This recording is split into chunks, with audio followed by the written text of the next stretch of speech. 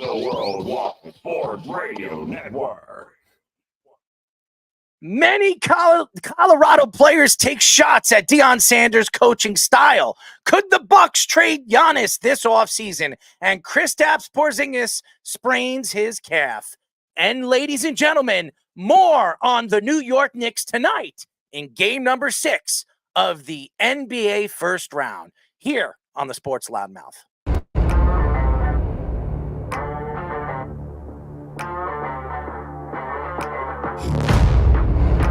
Doc Rivers is going to have Damian Lillard run very fast out of town.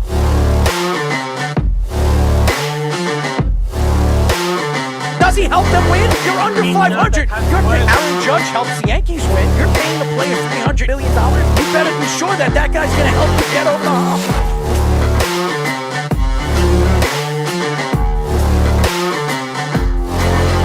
For some reason, this guy is completely lost on calling plays. Maybe he's a therapist.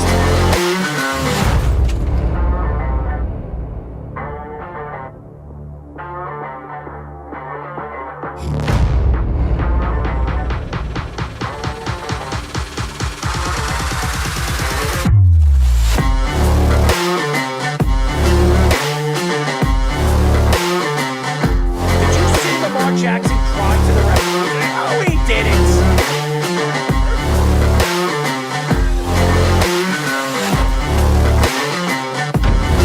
We are back for a new show of the Sports Loudmouth. I'm your host, Errol Marks. My co-host, Speedy Petey, executive producer, Mr. Aaron Fishman. We call him Fish, and obviously our sports minute comparison man himself, Mr. Scoops, Tommy Scoops. Go to our website at www.worldwidesportsradio.com. Check out all our shows throughout the week, including the Loudmouth with me and Speedy Petey every single Wednesdays and Thursdays at 7 p.m. All you have to do to tune in and check out our local listings is go to our website at www.worldwidesportsradio.com. You can call us at 631-672-3108. Speedy, there's a lot of birthdays today. Yeah. And Pat McAfee, one of them, and our friend the Beav. Happy birthday to the Beav. Number 40 for the Beaver. Yeah, happy birthday. Actually, I think he's 41, actually.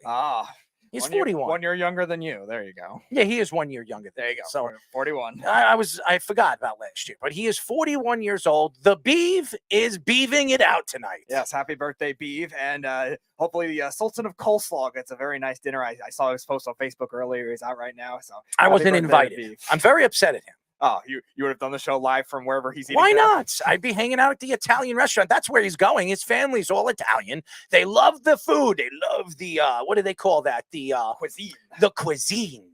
The penne alla vodka. The wonderful sauce, but it has to have some spice to it because they're Italian. I mean, I'm Italian, but I'm not that spicy. I know, Speedy. You're looking for spicy women. I know the Beef looks for spicy women every single weekend, but he can't find any of them. I'm just kidding, Beef. We love you. But yeah, so the Beef is 41 years old. How old is Pat McAfee? I don't know how old he is, but it was his birthday. So happy birthday. What is it? 37. Man, I'm 5 years older than Pat McAfee. Damn. I'm old. Anyways, congratulations and happy birthday to all the people tonight. What is it, May 2nd today? Mm-hmm. So happy birthday to Pat McAfee. See, I don't even know what day it is. I'm lost. Anyways, happy birthday to Pat McAfee, the Beef, the Rock, everybody. So congratulations. Enjoy your day. And I love you. I don't love all of you. I love the beef. I mean, I have, you know what I mean. Anyways, oh man, what a great show last night. It was a fantastic show, and we have a great show lined up for you tonight at 8:30. We will be talking to 9-year NHL winger Daniel Carcillo. Carcillo, I'm sorry. He will be joining us. He played for the Flyers, the Blackhawks, the Kings, the Rangers, and he's still playing. Is he retired? No, he retired. I thought he retired, Speedy. Why would you? His last year in the league was the Blackhawks' last Stanley Cup in 2015. Well, you should say ex-NHL player. That's where you should be putting this up instead of saying 9-year NHL vet. Anyways, so we will have him on the show at 8:30. At 9 o'clock, we'll be talking to Dynasty Nerds head of content, Garrett Price. Garrett is a really, really good friend of the show. And by the way, he knows his football. So Garrett will be on the show. We've had a lot of football guys on the show this week because the draft just passed by. And now we're going into OTAs. It's going to be a fun time and maybe some trades. There is Hayuk out there. He's still out there. I know he wants a big Ayuk, he wants a big contract from the San Francisco 49ers. There's Higgins, who wants a big contract from the Cincinnati Bengals. So maybe one of these guys could be on the move. We'll see what happens. But OTAs are right around the corner. So and rookie camps are opening up, I think, in the next week or two. So it'll be fun. I'm very intrigued. So I'm sure all the fans are. Many Colorado players take shots at Deion Sanders' coaching style. It seems like he's not doing very well with the players on his roster right now. And if anybody knows that Deion Sanders decided to part ways with the old Colorado roster when he took over this team. And he went into the portal and he started to bring his own guys in. And you see the difference of the team. They had a pretty decent season from the seasons before that, but they only won 4 games this year. And I think the first 4 games, I think their first 3 games they won one more, and then they lost the rest of the games. Yeah, so, they didn't win a Pac-12 game. So interesting story. What does that say about Deion Sanders? How long is he going to last in Colorado? Maybe he heads to the NFL when Shedeur gets drafted. Some people believe that could happen, as he came out and said over the last 2 seasons that he will not coach in the NFL. He'd rather coach boys, not men. So interesting story. We'll get into it. Could the Bucks trade Giannis this offseason? Stories are coming out that if they lose against Indiana, they're down 3-2 against Indiana. They have a lot of injuries. They have no depth. And it seems like Damian Lillard has 1 foot out of the organization. If Damian Lillard leaves in the offseason, why would Giannis stay there? I know he signed an extension this past offseason, but that doesn't mean that he is going to want to stay there. So this is an interesting story. And again, it could grow legs at the end of the season, especially the way they played in this series. Kristaps Porzingis sprains his calf and is out for round number 2 and maybe longer. So I'm not surprised about Kristaps Porzingis. Here's the thing. Whoever the Celtics have to play in the second round, it might be a very easy round for them. I don't know if I trust Orlando. They're a young team. I think this is their first playoff in the last 3 or 4 years. Yeah. So I don't expect Orlando, even if they knock off the Cavaliers, to be a home wrecking team. So I think the Celtics will run all over them. And then obviously the Cleveland Cavaliers, they have some talent there. They have Donovan Mitchell, but they're another team that a lot of people believe they're going to break that team up no matter what happens going into this offseason. So very interesting, but I don't think they need Kristaps Porzingis for this coming round. Mike Trout tears his meniscus, and Stephen A. Smith takes shots at him for always being hurt. Why is Stephen A. Smith attacking one of the great baseball players of this era? I don't even think Stephen A. Smith knows who Mike Trout is, okay? I would love to ask Stephen A. Smith, who did Mike Trout play for in college? That would be very interesting if he actually knew. I doubt he knows, but hey, it's a good question. Maybe we should use that as a trivia question if we had Stephen A. Smith on the show, including some of the Floyd Mayweather trivia questions I would love to ask him, as he is such a big Floyd Mayweather fan. Hopefully he knows more than Nathan knows about draft quarterbacks. Well, that's true too. Davante Adams says Randy Moss is the GOAT wide receiver, and also says he doesn't regret being traded but would have loved playing with Jordan Love. I doubt that, okay? I really much doubt he wants or thought that he had any thought to playing with Jordan Love. I think the whole point was to stick with Aaron Rodgers, play with Aaron Rodgers for the rest of his career, and win a Super Bowl with Aaron. It didn't work out. He wanted to get closer to his family. He was in Vegas. He wanted to go and play with his best friend, Derek Carr, and it didn't work out. It was only 1 year, and Derek Carr's playing for the Saints. So very interesting, as always. As we hear, Davante Adams opens his mouth too, and sometimes it's not very good. But this one I could understand. Cam Newton says that Caleb Williams' gift could be a curse in the NFL. Cam Newton speaks again, ladies and gentlemen. Cam Newton again throws another quarterback. Likes. He throws quarterbacks under the bus no matter what. If it has nothing to do with Cam Newton, he will throw everybody under the bus. He doesn't care what he says. And I have to give him credit because it does draw people to listen. Anything that comes out of Cam Newton's mouth, it draws people to listen. They have questions on the way he attacks it, but it is something very interesting moving forward on the whole Caleb Williams thing. And let's parlay with Derek and just Derek? Just Derek that we know of. I thought Chaz was coming on, but I haven't heard from him today. Why would you put Derek in 8:15? Why would you do that? You put it outside of the parentheses. Why would you do that? It doesn't make any sense, Speedy. You don't make any sense. Anyways, let's get into it. First things first, the New York Knicks. We're going into game number 6. They're heading to Philadelphia. I don't know if anybody heard what is going on.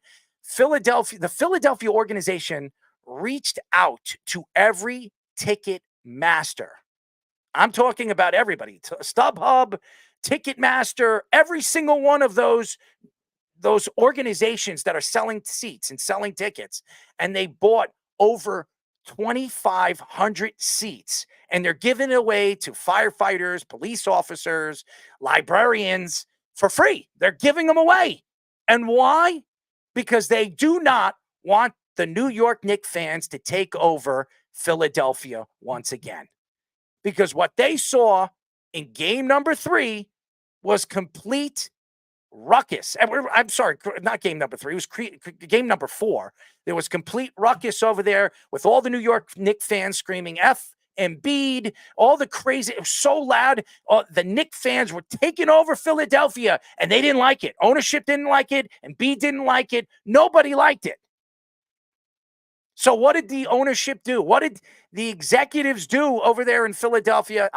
They reached out to these ticket masters, reached out to them, bought a ton of tickets. There's still tickets available, by the way. If you're a Knicks fan and you can get over there, if you live in New Jersey or you live on the cusp of Philadelphia and you're a big New York Knicks fan, buy the tickets. They're still available. You can get some good tickets right now, and you can go and watch the New York Knicks in Philadelphia play at 9 o'clock because it is a late game. A lot of people are complaining about that, by the way. They don't understand how the NBA would accept that, knowing that the New York Knicks are the big hot ticket right now in the NBA. Why are they pushing the Knicks to 9 o'clock, not having the Knicks in Philadelphia play at 7 o'clock? You're watching Indiana and Milwaukee. Who the hell wants to watch Milwaukee and Indiana play? Giannis is not playing. Damian Lillard is not playing. Who cares? But for some reason, TNT wants and sold their tickets to the New York Knicks at 9 o'clock. So, and I say sell the tickets because they pick these awkward times. And being that it's Philadelphia, you're starting a game at 9 o'clock. That means the game won't end till 12. So fans, if you have work tomorrow, and if you're a Knicks fan and you're going out there to a Philadelphia game, you might as well call in sick because there's no way you're getting home. It's 3 hours. What is the Philadelphia stadium called? What is it? Wells Fargo Arena. Okay, so Wells Fargo Arena is 3 hours away from the city. It's 3 hours away from the city. So by the time you get home, if the game ends exactly 12, because it did go to overtime, if it ends at 12, 3 hours, you're not going to get home till 2:30, 3 o'clock. You're not going to work. Especially me, you got to get up at 5:30 in the morning. But I will say this. The Knicks have to figure out how to stop Tyrese Maxey.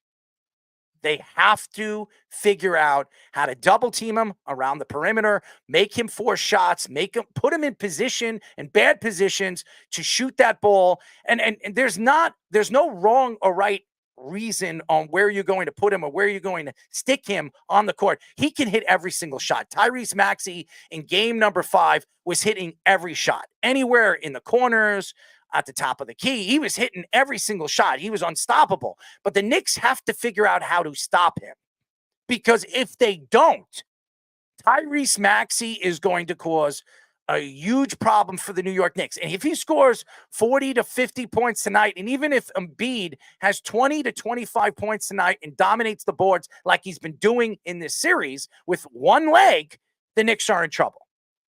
And I'm going to tell you this right now. I do not believe the Knicks are going to win Game 6. I'm a Knicks fan, but something tells me, and I listened to what everybody was saying before, over the last couple of hours, that Josh Hart couldn't sleep after game number 5, that he had problems sleeping after losing a game that they should have won. They were up by 6 points with 38 seconds left, and then Mitchell Robinson, I don't even know what you call it. I don't know how you coach these guys all season long to tell them these players are going to try to create contact. And Tyrese Maxey, who's a flopper, and he learned very, very well how to flop with James Harden on the team for the last 2 years, you would have thought that Mitchell Robinson would step back and just let him shoot the ball. The Knicks still would have had a 3-point lead. They still would have fouled him. And even if Josh Hart missed one of his free throws, the chances of them winning the game were slim to none. It was a bad foul. It cost the Knicks the game. That's what it did. I don't care what anybody says. Did I think Tom Thibodeau did I believe Tom Thibodeau get outcoached by Nurse in that game? Absolutely did. He absolutely got outcoached by Nurse in that game. Now, does that mean Tom Thibodeau hasn't had a better series as a coach than Nurse did? Absolutely has. But we have seen this before. We have seen guys like Nurse come in and play a guy like Tom Thibodeau, figure him out in the series, and then start to attack him in different ways, and he doesn't know how to defend it. And Tyrese Maxey has to be double teamed tonight. You have to absolutely double team him tonight if they expect to win. And Joel Embiid, we all know what Joel Embiid's going to do. They should be boxing Joel Embiid out, keeping him outside of the perimeter, making him shoot these 16, 17-foot jumpers. If he makes it, good for you. You cannot let him out-rebound you. The fact that Philadelphia has been competing on the rebounded boards against the New York Knicks in this series tells me that the Knicks are not playing at the top of their game. They're not. Why isn't Precious playing?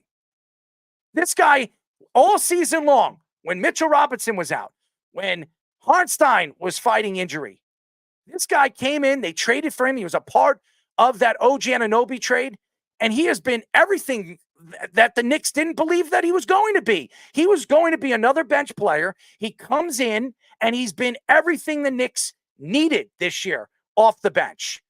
And they need Precious in this game. They cannot play Josh Hart for 48 minutes if they expect to win this game. And that is a big problem going into game number 6 because Josh Hart is tired. Jalen Brunson is tired. Dante DiVincenzo can't hit a shot. And you're looking at the roster, they're not getting secondary scoring. They're not getting enough of it.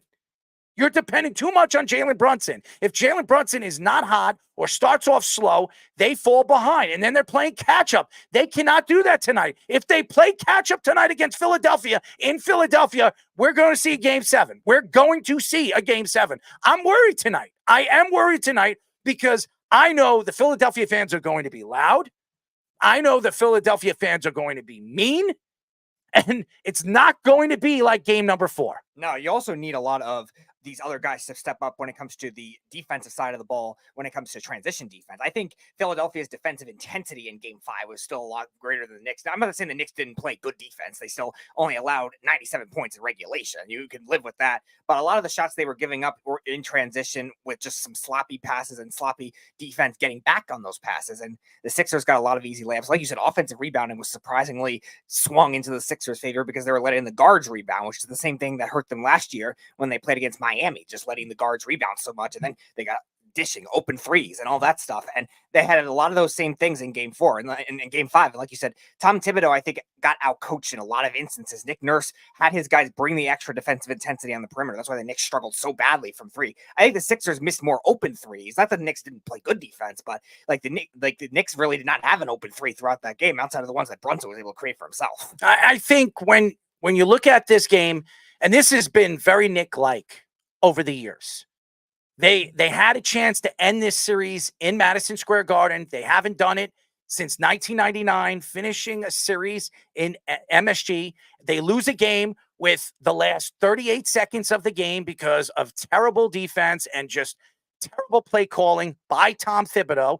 And you go into overtime and you're up 5 points with 3 minutes left and you choke again in overtime. This is very Nick-like. And that's what scares me. This is what the Knicks have done for years and years and years. And even in the 90s, in 94, when the Knicks lost against the Rockets, the Knicks were up in that series 3-2.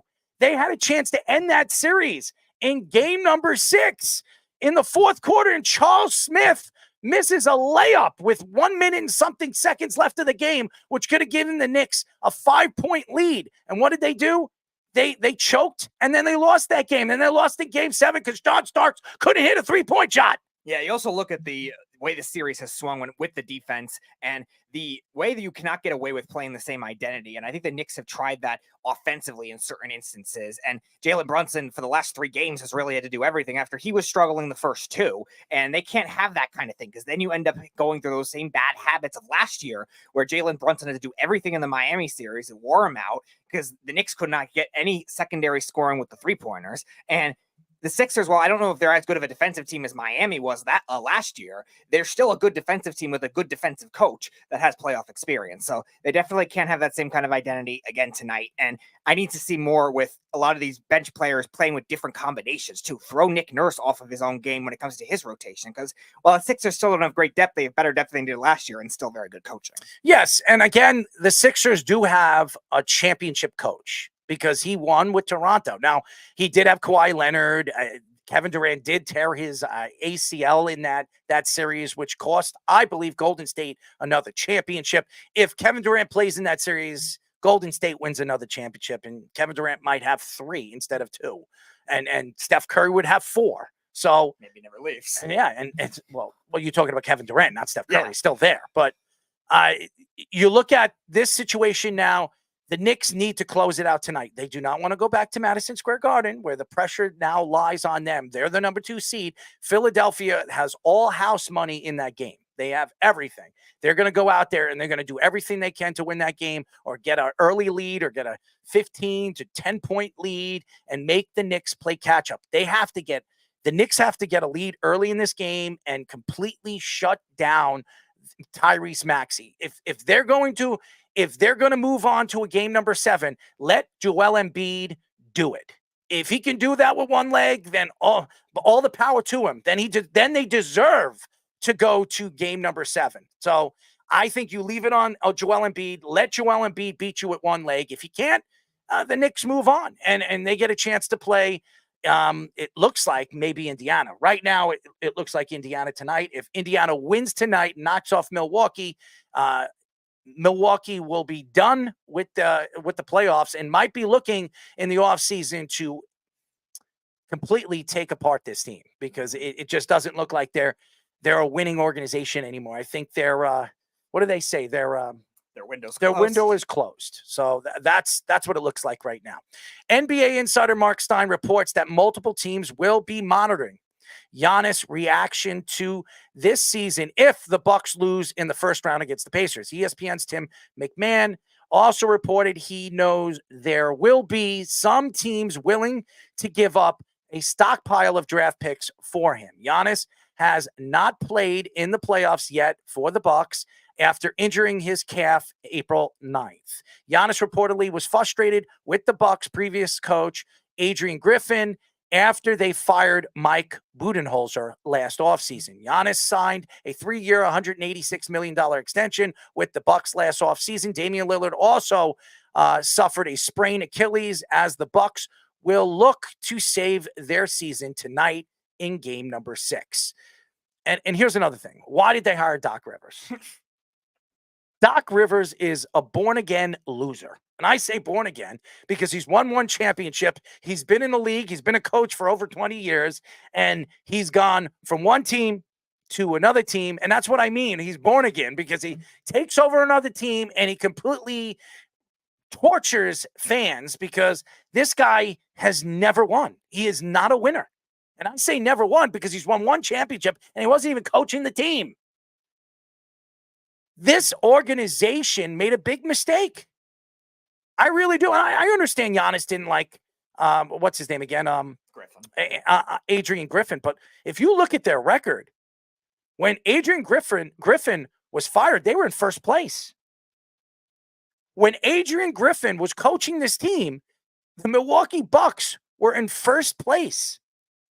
I think they were like 32-10.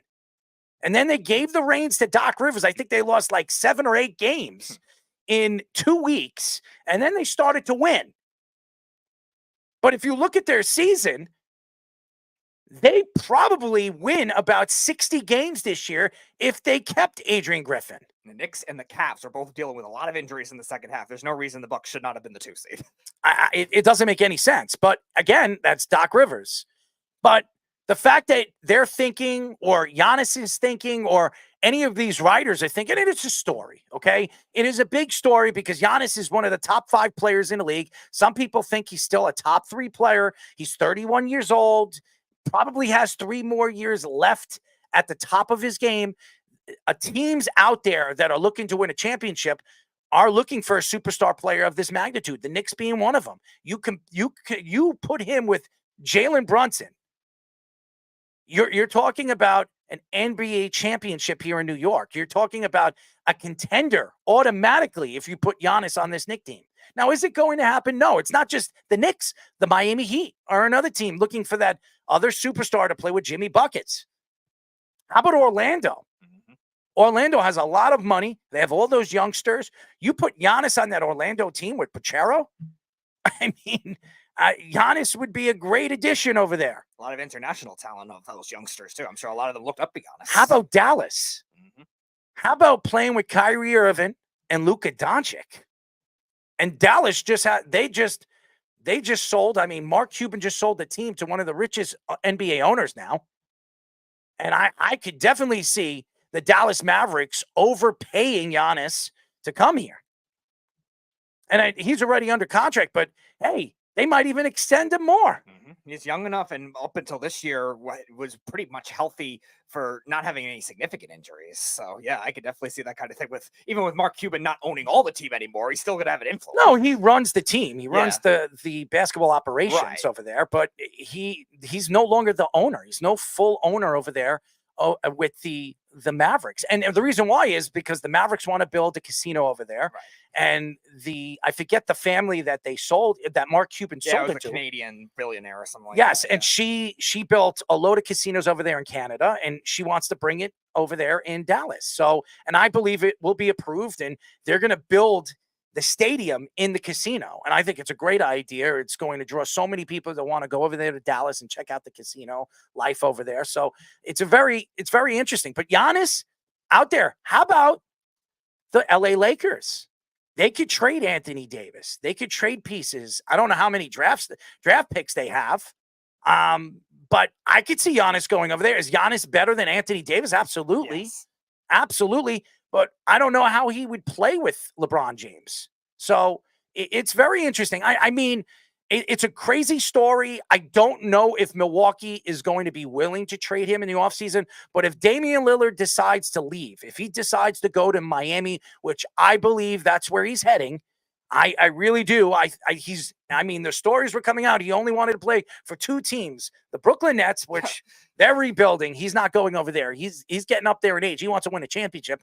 Or Miami. It makes a lot of sense on why Miami would be the top team right now to land a Damian Lillard. Yeah, you also look at like Giannis's state now versus the state back then when all these other rumors were coming out. Like, this is the first time you're seeing a lot of consistent dysfunction with we're talking about the coaching changes. There were 3 of them within the next year or so. Budenholzer gets fired because they lose to as a 1 seed to an 8 seed last year. AJ Griffin has this hot start, but they have the bad player relationship, so you got to cater to that. And they bring in the great Doc Rivers, who has not made a conference finals since the 2010 season with the Celtics when they lost in the NBA finals to the Lakers that year. And they've been choking with a lot of teams with so much more talent than this Bucks team has. They're not very well built. I think they were even saying before we went on air in Game 6, the Pacers benches outscored them by an average of 24 points a game, like in the series. Like, that's how much of a drastic difference is. Milwaukee's had to pay everybody else. They gave Chris Middleton an obscure contract, which he can't stay healthy, and he's definitely not been the same player. So I think this is the first time Giannis is starting to see this dysfunction. Now, it's interesting because Giannis has come out and said he doesn't really care about the flashy big cities as much, but at the same time, a team like Miami is still going to try to do that kind of thing because they also have a well-built basketball team. Oh, there's no question. And again, Milwaukee is going to be a rebuilding team. The Eastern Conference is now it's really dominated by the Celtics, the Knicks, Philadelphia. If Joel Embiid decides that he wants to be traded, that Philadelphia could be a rebuilding team too. They've been a rebuilding team for many, many years. And if Maxey decides to stay there, which he probably will because he's going to get a super max contract, especially if he's an all NBA player, which he should be this year for the season that he had. I could see Joel Embiid staying there for another year. If they can't win a championship, he'll probably say, I'm never going to win a championship here. I have to go somewhere else. So, and Joel Embiid is fighting knee problems. And usually with a big man, when he's at the age of 30, 31, and he's fighting knee problems, he's not going to be the same player. So it is so very interesting moving forward and seeing what is going to happen to Giannis, what's going to happen to Joel Embiid, what is going to happen to some of these superstars when they become available to some of these free agent teams that are looking for that next superstar to take them over the hump. So it's a very interesting story. Another interesting story here in the NBA is Kristaps Porzingis. Woj reports that Kristaps Porzingis strained his calf and is definitely out the Celtics' second round series and could be out for even longer. It was a non-contact injury he suffered in the second quarter of the Celtics' Game 4 win versus the Heat. The doctors say he avoided any damage to his Achilles and injury he suffered when he played with the New York Knicks. Head coach Joe Mazzulla says that the Celtics will reevaluate the injury in a week to see if he could play in a potential Eastern Conference Finals matchup if they get past the Cavaliers or Magic in the second round. Porzingis averaged 20.7 points per game, 7.2 rebounds per game, and 2 assists per game in 57 regular season games. The Celtics gave Porzingis a 2-year, $60 million extension beginning next season. I am not surprised Porzingis is hurt. I'm not. He's been fighting injury ever since he left the New York Knicks. When he went to Dallas, he was fighting injury. He wasn't getting along with his buddy, Luka Doncic, and that's why they had to move on with these two guys. They couldn't get over the hump. It wasn't really Porzingis that really got him into the Western Conference Finals because he wasn't really even there. He was with the Wizards. It was Jalen Brunson and Luka Doncic that took that team all the way to the Western Conference Finals. Jalen Brunson now is a New York Knick. Luka Doncic has Kyrie Irving, who, by the way, is playing very well in the playoffs. Kyrie Irving is a very good playoff player. I see this to be a problem for the Celtics moving forward because in the next round, you're going to be either playing the Cavaliers or playing Orlando, 2 teams that are very big and very athletic and 2 very good rebounding teams. And Porzingis, who averaged about 7 to 8 rebounds a game throughout the season and was a very big, important part of their rebounding, offensive rebounds especially, this is a huge problem Because now you're going to expect Jason Tatum to change his game in this series. You're going to see more of Jaylen Brown changing his game to go after that ball off the backboard. So this is a huge problem for the Celtics, and it's a bad matchup for the Celtics against the Cavaliers with the way Allen is playing in this, in the Orlando series. If the Cavaliers wind up winning that series, and how about Bachero, what he is doing in that series against the Cavaliers? So they're two very dangerous teams. Losing Porzingis absolutely could cost them the series in the second round. And it looks like Missoula is not even worried about the Cavaliers in Orlando, which I think is a big mistake. Yes, it has to be, because you have to think that even if the Celtics still win the series, they're going to be a lot more worn out. And that kind of thing does not bode well right before the Eastern Conference Finals. The Knicks, you would think, if the Knicks advance, if they finish off Philly, you have to think that matchup's going to be easier with the Pacers or the Bucks, whoever they play, than the Celtics playing those two big teams without Porzingis, because their depth is still good, but it's not like Porzingis level of talent where they're going to have to, Joe Mazzulla is going to have to manage that a lot better. And it's like, it'd be very hard for them to play small lineups. The Celtics depth is more oriented on guard. Now, they did make a good trade at the trade deadline with Xavier Tillman from the Grizzlies.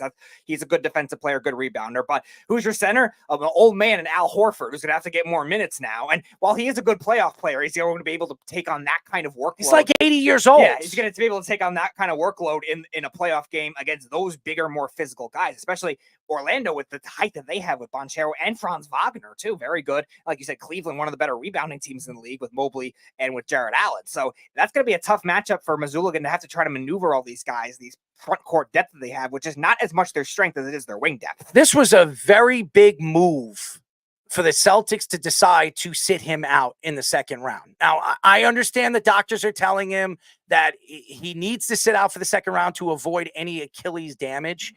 But I disagree. I think that you sit him out for 4 or 5 games. If you believe he could play in the Eastern Conference Finals, he could play in the semifinals. He could play against the Cavaliers. He could play against Orlando. Just you're going to have to move around his minutes.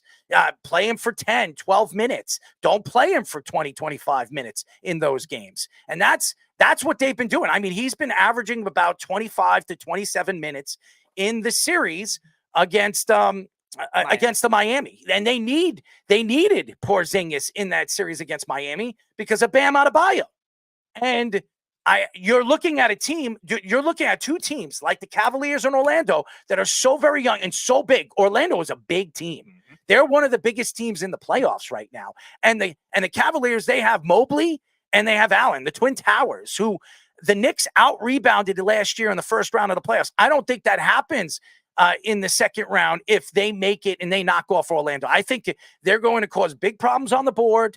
On the boards, they're a very good defensive rebounding team. They're not as good offensively on the offensive rebounds than they are defensively. But I mean, they're behemoths. And by the way, they still have Cavaliers have Donovan Mitchell, and Bachero is over there with Orlando. So losing a guy like Kristaps Porzingis, you're losing 20 points, you're losing 7 rebounds, and you're losing a guy that can help out in so many different ways, passing the ball, demanding double teams and all that other stuff that can open up the field for Jason Tatum or guys like Jaylen Brown. So to me, I think this is a huge loss. I think this is a bad move. I'm not saying I'm the coach and I don't know what's going on with Porzingis, but if you think he's going to play in the finals, you don't play him in the first 3 or 4 games of the series, and then you put him out there and you see what he can do. And if he can't do anything, then you sit him out for the rest of the series. But I think this is a big, huge loss. And I'm going to tell you this right now. I'm not saying I'm going to say the Cavaliers or Orlando will knock off the Celtics, but they have even a better chance now to knock off a team like the Celtics now that they lost Porzingis. Yeah, this strategy forces them to have to get a really early lead as well. So if the Cavs or the Magic are able to steal one of those games at home, which Boston lost at home in game 2 to Miami just in this past series, if that kind of thing happens again, it's going to be a lot harder for them to play a longer series that way. We've seen the Celtics do well in 7-game series since really the Jason Tatum, Jaylen Brown era started. But these longer series are still not ideal for that, the way this team is built right now. And the way that when they have to play against another one of these teams like the Knicks or the Sixers down the road in the Eastern Conference Finals, or better physical teams too. I'm not going to bet on the Knicks coming out of this series. I know Knick fans are saying, oh, we're going to win game 6. Again, I'm going to go back to the Knicks. The Knicks are under a lot of pressure to win this game tonight, because I'm telling you right now, if it goes to a game 7, which I predict it's going to happen, if it goes to a game 7, the Knicks could lose. And I know everybody wants to say, oh, the Knicks. The Knicks are just as bad. What we saw yesterday is the Celtics beat a very bad Miami Heat team. And I'm not saying very bad because they don't have talent there. They're missing their best player. Jimmy Buckets is their best player. They ran their offense through Tyler Hero and Bam Adebayo, okay? Those guys are not number 1s. They're number 2s. And honestly, Tyler Hero's not even a number 2. He's a number 3. Yeah. So they don't have a number 1 guy. So honest to God, the Celtics were the better team. And that's why the Celtics knocked off the Heat. Now, Spoelstra's a good coach, and he can figure out ways to contain some of your better players because he's a great defensive mind. But honest to God, nobody thought that Miami was going to win that series without Jimmy Buckets. Not me, not anybody. So, and right now, the Knicks are the favorite to win this series because the 76ers don't have their star big man healthy, but their star big man is putting up star numbers. So it doesn't matter if he's playing on one leg, he's playing in a wheelchair. He's out-rebounding the Knicks.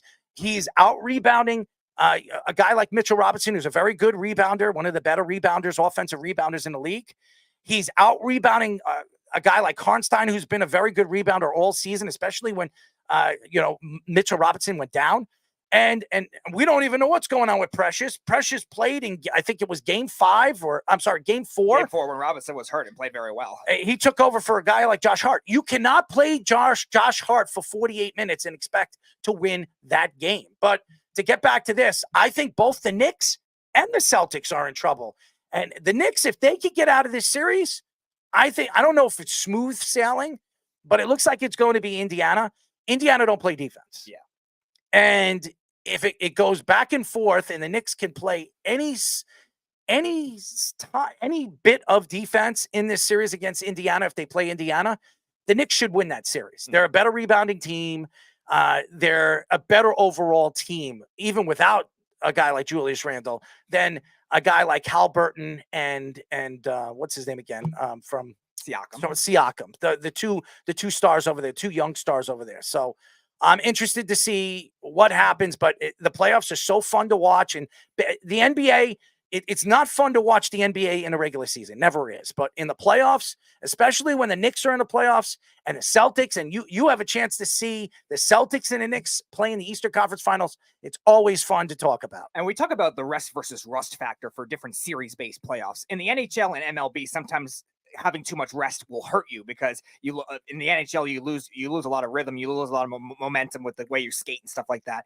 MLB you lose when it comes to the pitching and trying to manage the strategies of that. With the NBA, usually the rest ends up helping, and that's why I'm saying that the Celtics trying to play a longer series in the second round, even if they do win that series, could hurt them if they have to play the Knicks, who have a very good identity against the Celtics as it is during the regular season. They won 3 out of the 4 games. That don't mean anything. I know, I get that, but they have the way they're built too. They have the wing depth defensively. They have the wing depth now offensively with the Anunoby trade and the way Miles McBride has played too. So that can counter the Celtics' strengths a little more than a lot of these other Eastern Conference teams. So they have to play a longer series with the Cavs or the Magic. The Knicks might be more used to playing more physical type of brand of basketball that the Celtics are not used to.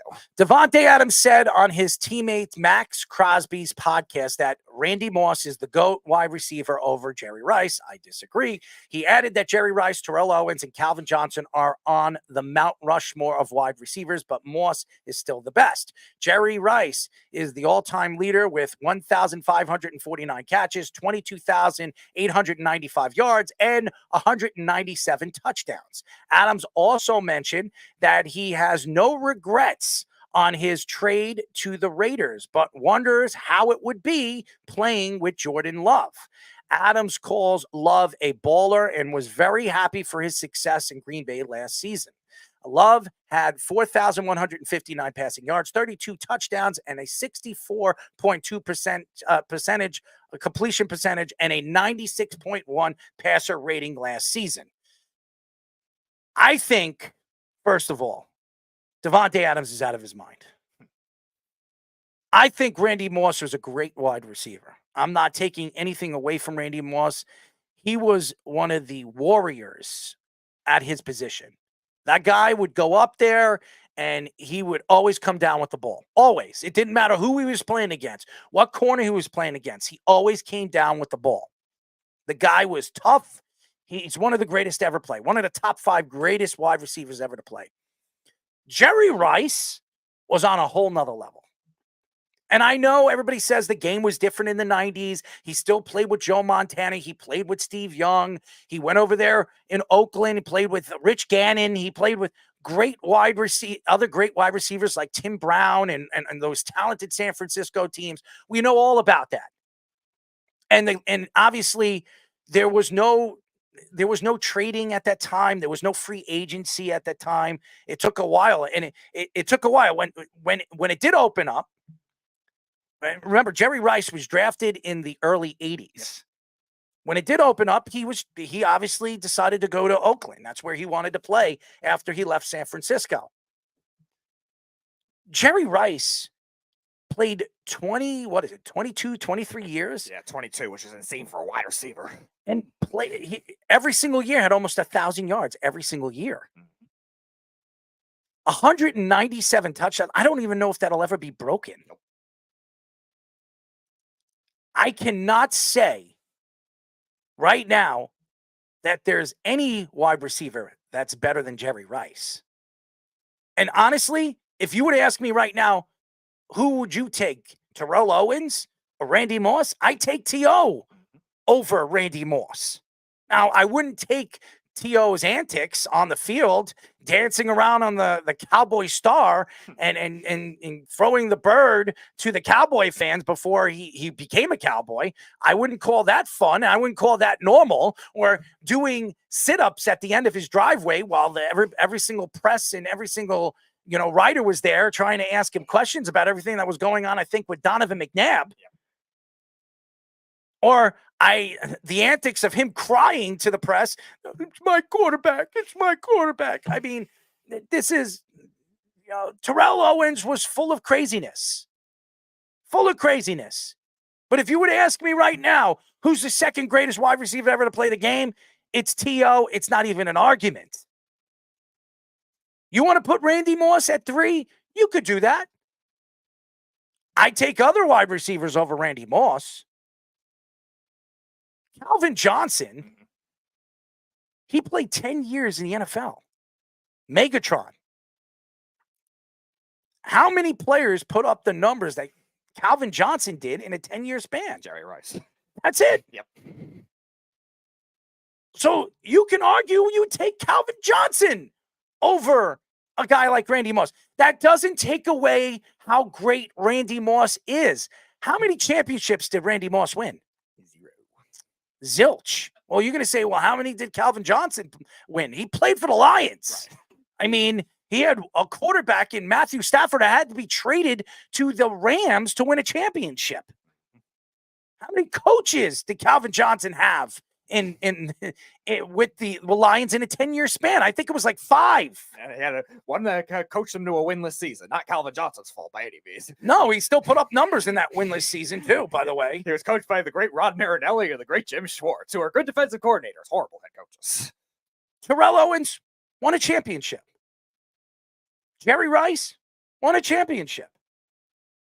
The two guys that we're comparing, Randy Moss never won a championship. Calvin Johnson never won a championship. So everybody says it's all about how many championships you win. That's why Tom Brady's the GOAT. Is that what we hear all the time? Tom Brady's the greatest of all time because he's won more championships than anybody else. But you don't control as much as a wide receiver. Like, if your quarterback is bad, it's going to be very hard for you to win a championship. Randy Moss was going to win a championship with the Raiders because they had horrible quarterback play. Now, obviously, the Patriots could have won a championship that year in the undefeated season. Fine. You want to put that all on Randy Moss? No, the defense blew the lead at the end of the game against the Giants. Like, there's other factors. It wasn't just all Randy Moss's fault that the Patriots didn't win a championship, just like it's not Terrell Owens' fault that the 49ers didn't win a championship when you have Jeff Garcia as your quarterback. And Davante Adams, I'm sure he believes that he's the best wide receiver in the NFL right now. He's not anymore. He hasn't been that in 2 years. No. He hasn't. Since he left Aaron Rodgers, he has not been one of the top 5 wide receivers in the league. I mean, Tyreek Hill, I don't know if anybody saw his numbers last year. He's pretty damn good. I mean, I would say there are tight ends right now I take over a guy like Davante Adams. Laporta, I take a couple of them right now over him. Travis Kelce, would you take Travis Kelce over him right now? I think I would. Davante Adams has not been any way, the shape or form as good as he was when he played with Aaron Rodgers. Maybe that's why he brings up a guy like Jordan Love. That's why he would like to play with Jordan Love, because of what kind of numbers he put up last year with nobody, a bunch of rookie wide receivers. Right. They actually had a stat that said there was a different rookie wide receiver or different wide receiver, and I think one of the months was the tight end. A different player led the Packers in receiving yards each month. Like, that's how good Jordan Love was at spreading out the ball. So imagine having somebody like Davante Adams over there. But even so, like, would they get the target share? Would Davante Adams be happy with that kind of thing? Is another question. I think when you look at wide receivers now in the NFL, they're making a ton of money. Yeah. They're making a ton of money. And now that they make their ton of money, like Deebo Samuel, he can't stay healthy. A lot of these wide receivers are prima donnas. They get their money, they get their salary, and they can sit. And they're not going to get traded. Why aren't they getting traded? Because their team's 50% of their team's offense is run through them. So Deebo Samuel, I mean, Christian McCaffrey is probably now 65, 70% right now of the San Francisco 49ers offense. After that, Deebo Samuel, when healthy, he's probably, and Ayuk is there still, but Deebo Samuel is probably 15%. Ayuk is about 10, and George Kittle's about 8. Okay, that's, and the other guys are like 2 or 3.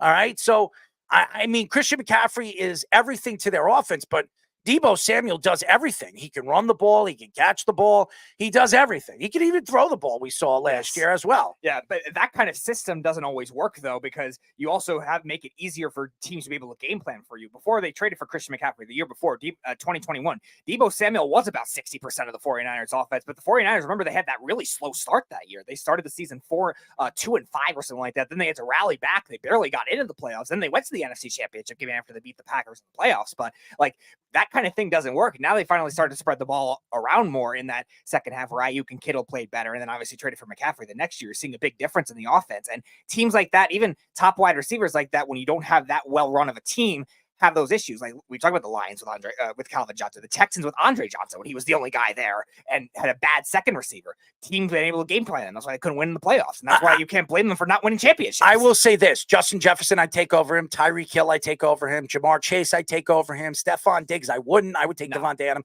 Cooper Kupp, I take over him right now. Okay. AJ Brown, I take over him right now. AJ Brown had a sensational year, and then I would probably put him there. CeeDee Lamb? Yeah, CeeDee Lamb, and then I would put him there. Okay. I would put CeeDee Lamb, then I put Davante Adams. You can argue Davante Adams, Deebo Samuel, and Mike Evans. Okay, that's where I would put the wide receivers right now in the league. But he's not a number one. He's not the best wide receiver in football anymore. He's not the number one guy anymore. So. And I know that's what he still thinks he is, and he wants to compare Jerry Rice to Randy Moss or Moss to everybody else. I think it's ridiculous. I think Terrell Owens has better numbers than Randy Moss. I mean, Terrell Owens, if he didn't open his mouth as much as he did, Terrell Owens, to me, it is probably the most comparable to Jerry Rice. I mean, honestly, he was. I mean, I don't know if anybody's seen Terrell Owens and what he looks like now. I mean, the guy looks like he looked like 10 years ago when he was playing in the NFL. I mean, he ran, I think, a 40, what was it? The 40 in like 4.45 or something. 4.45. I mean, he's what, 40 something, almost 50 years old. Mm-hmm. I mean, he's running a 4.45. That's faster than what Keon Coleman ran at the combine. I mean, it's ridiculous. Why isn't he playing in the NFL anymore? I mean, why? Because nobody wants to deal with his big mouth. And by the way, he's bankrupt, so he needs money. So, Why not? Maybe Jerry Jones will hook him up. The Cowboys will bring him back because they can't get anyone free agents. Nobody's going to bring him back. Nobody's going to bring back a player that's been out of the game for 10 years. Yeah, of course. I don't care what type of shape he's in or how fast he can run a 40. For a guy that's been away from the game of football as long as he has, nobody's going to give him a chance to try to make a roster. I would love to see it. It would be fun to watch. I think it would be probably the most talked thing in the offseason, watching Terrell Owens trying to make the Patriots or trying to make Miami or make one of these teams. Even the Jets or the Giants need a second wide receiver. They could use Terrell Owens. I think he's better than Darius Slayton. Even not playing for 10 years, I'd take Terrell Owens over Darius Slayton or any of the other guys that they have on that roster. That's why I said Jerry Jones with the Cowboys. Like, that just makes too much sense for what they love to do. Like, oh, they want all the national attention. Terrell Owens comes back. Why not? It's going to create more headlines for them. Why don't we go to a quick break? When we come back, we'll get into the Cam Newton situation. Mike Trout tears his meniscus. So a lot to get into. We'll get into some football conversation with Fish. I like to hear his opinion, obviously, with Davante Adams. And maybe we'll get Scoops involved with the conversation, too, because the Giants, he wasn't here on Wednesday. The Giants, some people think the Giants had a pretty good draft. I disagree. I didn't like the draft for the Giants, but we will get into that when we come back. But first, our Sports Minute with Tommy Scoops. This is the Sports Loudmouth Sports Minute. Are you ready to get loud? With Tommy Scoops. That's right, ladies and gentlemen. We all know what time it is. It is the Loudmouth Sports Minute with the man of the hour, Tommy Scoops, to give you guys all the rundown on the current stuff going on right now in the sports world. And currently, right now, to start off in the NBA insider Adrian Wojnarowski announced that Bronny James will likely spend a year in the G League if drafted this year, trying to get him adjusted to the NBA game from college. Other news, Clippers forward Kawhi Leonard is going to be out for tomorrow's elimination game versus the Mavs. He currently has no timetable on a return if the Clippers even advance. Switching over into the NFL, the Steelers announced that they are declining running back Najee Harris's fifth-year option, making him a free agent after next season. Other news, the Bills are going to be signing veteran linebacker Deion Jones. The former Falcon is headed to Buffalo on a one-year deal. And finally, in college football, Georgia head coach Kirby Smart is going to get a 10-year contract worth $130 million, making him the first ever $13 million head coach. Now it's going to be time for Scoops and Scores, where I'm going to give you a quick rundown of the scores going on, where right now it's only going to be Pacers and the Bucks taking each other on in the third quarter, with the Pacers having a 63-54 lead. Later on tonight, the Knicks are going to be tipping off against the Sixers, and over in the NHL, Boston and Toronto are going to be facing off at 8 o'clock, and Cleveland and Houston at 8 to 10 in the MLB. That's currently all the time I have for you guys right now. I'm going to switch it back to the boys in the Sports Loudmouth. This is the Sports Loudmouth.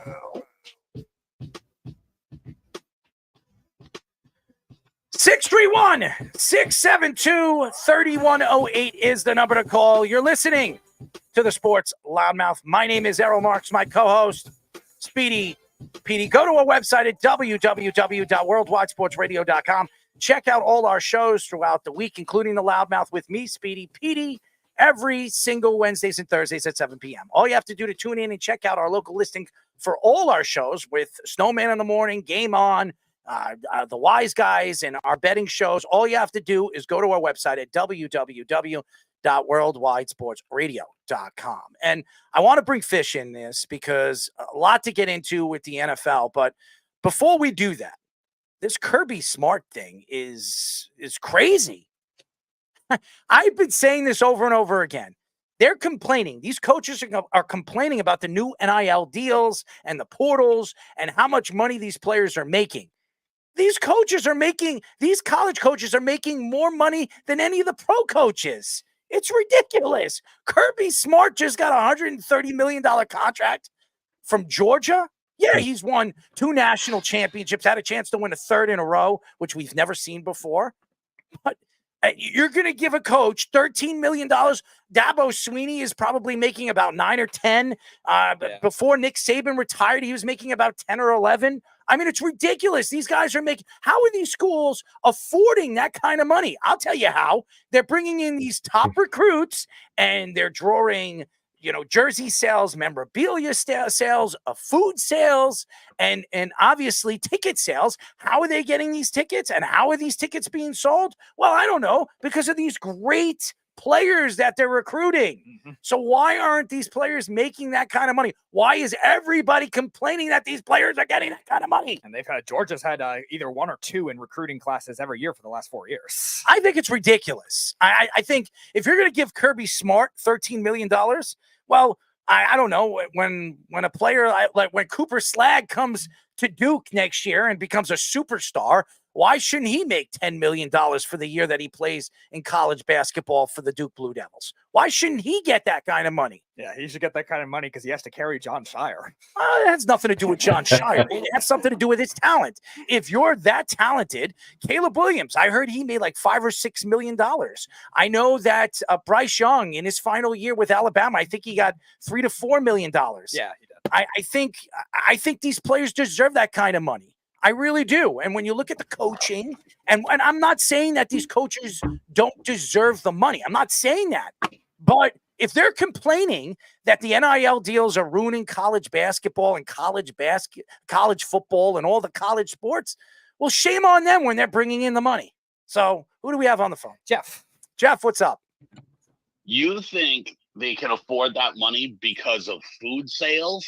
I didn't say that. Sales? You didn't hear what I said. I said ticket sales. I said, I also TV sales and TV deals that they have with ESPN, yeah, CBS, that's the NBC. whole thing. It's a 7-year, $8 billion deal for the Big Ten. 7 years. It's $1 billion a year for the Big Ten. So that's where they can afford it. They just switched networks too, aren't they? CBS now this year, the big one? CBS, NBC, and Fox. Oh, wow, Those are the 3 networks. Well, they had Fox already, but now CBS, which always had the SEC. I'm just saying these schools are making a lot of money. Yeah. And the fact that they're complaining that these kids are making any kind of money, because honestly, a lot of these players, we've had some of these guys on our show that are NFL prospects, and they're going to be in the NFL maybe in a year or two. When we ask them what kind of NIL deals you're getting, how much money you're making, they would say, I'm getting like, $3,000 here or $2,000 there. They're not making millions and millions of dollars. Only a handful, this, Jeff, maybe a handful of players are making over $1 million. Am I right or wrong on that? Yeah, no, there's not a lot of guys making that money. That's for sure. It's mostly 100,000 or 200,000 or whatever for like a guy or whatever. But that's all private money. That's all big dollar like donors and stuff that hand them that money. That's not coming from the school or anything like that. No, it's still illegal. Like, I realize you don't realize this, but it's still illegal for the school to pay a student athlete. That's still not allowed. That's still against the rules. It's against the rules, but no one's saying that they're not doing it. I mean, come on. How are you going to prove it now? How are you going to prove it now? Right, right. But there's ways to prove it because there's bank records and things, and where did that money come from? And also, they don't need to. It's the people that were doing the schools aren't paying them because it was always the boosters that were going to be handing these kids money, and the school got whacked for it. It's still not okay for the school to pay players. No, I understand. You're trying to prove it negative again, which is another stupid comment. Why? Hold on one second. Speaking of stupid things, I wanted to point something out. This is why I called, because it's just one of those things. Because I got called stupid a couple of weeks ago. Oh, you're so dumb, Jeff. You're so dumb. You're such an idiot. Tavondre Sweat, he got a DUI. He's going to be a 6th rounder, right, Fish? 6th, 7th rounder. Isn't that what you said? 6th, 7th rounder, right? Okay, so he got drafted in the 2nd round. So what, Jeff? What does that mean? Yeah. So what does that mean, Jeff? What does that mean? That means you're always right? You're not right all the time, Jeff. It means exactly what I told you was going to happen. It wasn't going to hurt his status at all. Well, they obviously investigated it, Jeff. That's probably what they did. They had to do. They can't do that because an investigation in 2 weeks is impossible. Oh, that's different from a 3-year span of betting and all that other stuff, Jeff. You're not going to sit me with offshore accounts and the FBI is investigating all the money and the transfers that were going on with Ohtani. Don't get me started on that, Jeff. That's ridiculous. You're going to tell me in 2 weeks. Investigation in 2 weeks? No. But with this, you can. It's a player that made it. Oh, you can't. You need to talk to other people. Oh, stop it, Jeff. You need to recreate the Jeff, could you stop it? Why when you call the show? You made some good points when it came to the college and obviously money going in and money going out from TV deals. And then all of a sudden you go and you attack And why are you attacking? Because you're Jeff. Oh, no. Because you're Jeff. No. No, I'm not attacking. I'm pointing out that y'all attacked me. That's what you did. You were like, "Oh, you're so dumb, Jeff." Well, You you don't are. think a DUI is going to hurt this kid? You don't think so? No, I don't. No, I don't. Again, they had to investigate it. They probably talked to the police. They spoke Does to. that take it away? They Does spoke. that take away the DUI? No, it doesn't. It absolutely Right, so doesn't. It's still a DUI, which was the issue. Actually, And you're like, I heard it. First of all, I actually heard it's not a DUI. He has to do something for like a year. He's got to go to some kind of program, and it's not going to be a DUI. It's not going to be considered a DUI or something like that. Right, but that's with everybody. Everyone's first DUI, you can like plead no contest, and it just gets knocked down to like a reckless driving. And that's probably why. If it was the second time, because we all know Jalen Carter was racing cars and all that other stuff more than once, my friend. And now Rasheed Rice. I appreciate the defending of my incorrect choice of thinking that the league was going to be in cahoots to keep Sweat from being picked. Apparently, the league doesn't care about DWIs. Jeff, if you were saying that you were right about that, I don't think that's really the argument about us calling you stupid for anything, though. I think you're just trying to call me stupid in return. I was just making a prediction. Personally, I think the Titans took him early, and it wasn't a great pick.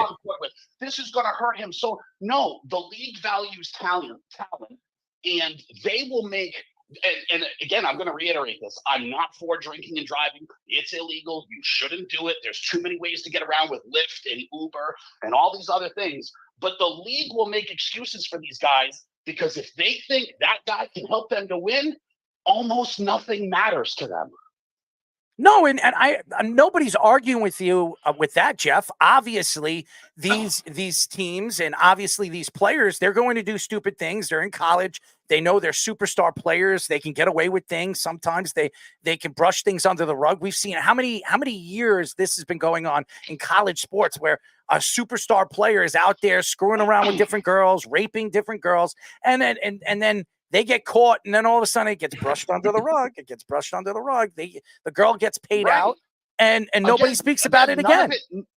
Again, none of it is like right morally. Like none of it is right morally, and I'm not defending any of that.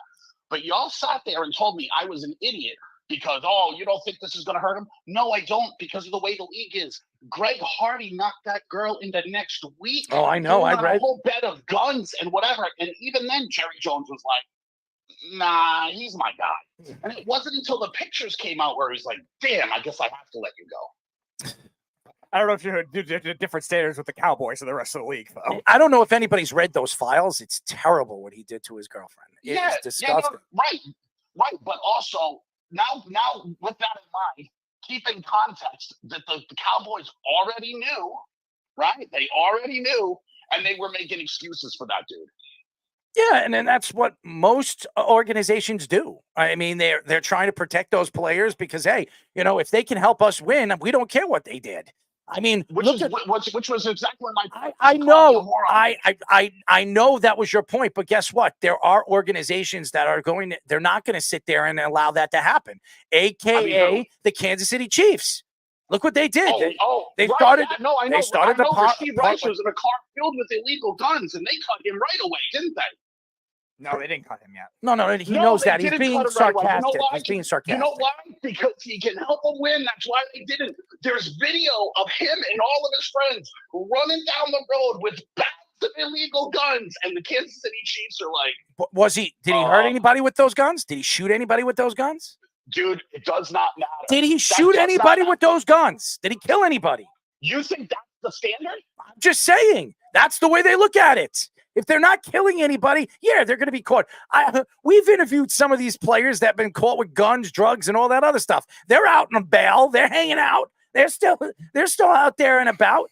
So I'm just saying they have money. They get away with it. But you gave the example. If it was me and you, we'd be in jail right now. No. You guys gave the example of a team that won't put up with that, like the Chiefs. Oh yeah, they won't. There's Rasheed Rice running down the road with bags of illegal guns, and you're trying to tell me that's the organization that won't let players get away with stuff? You're crazy. Jeff, Rasheed Rice what we've heard about him. He's a good guy.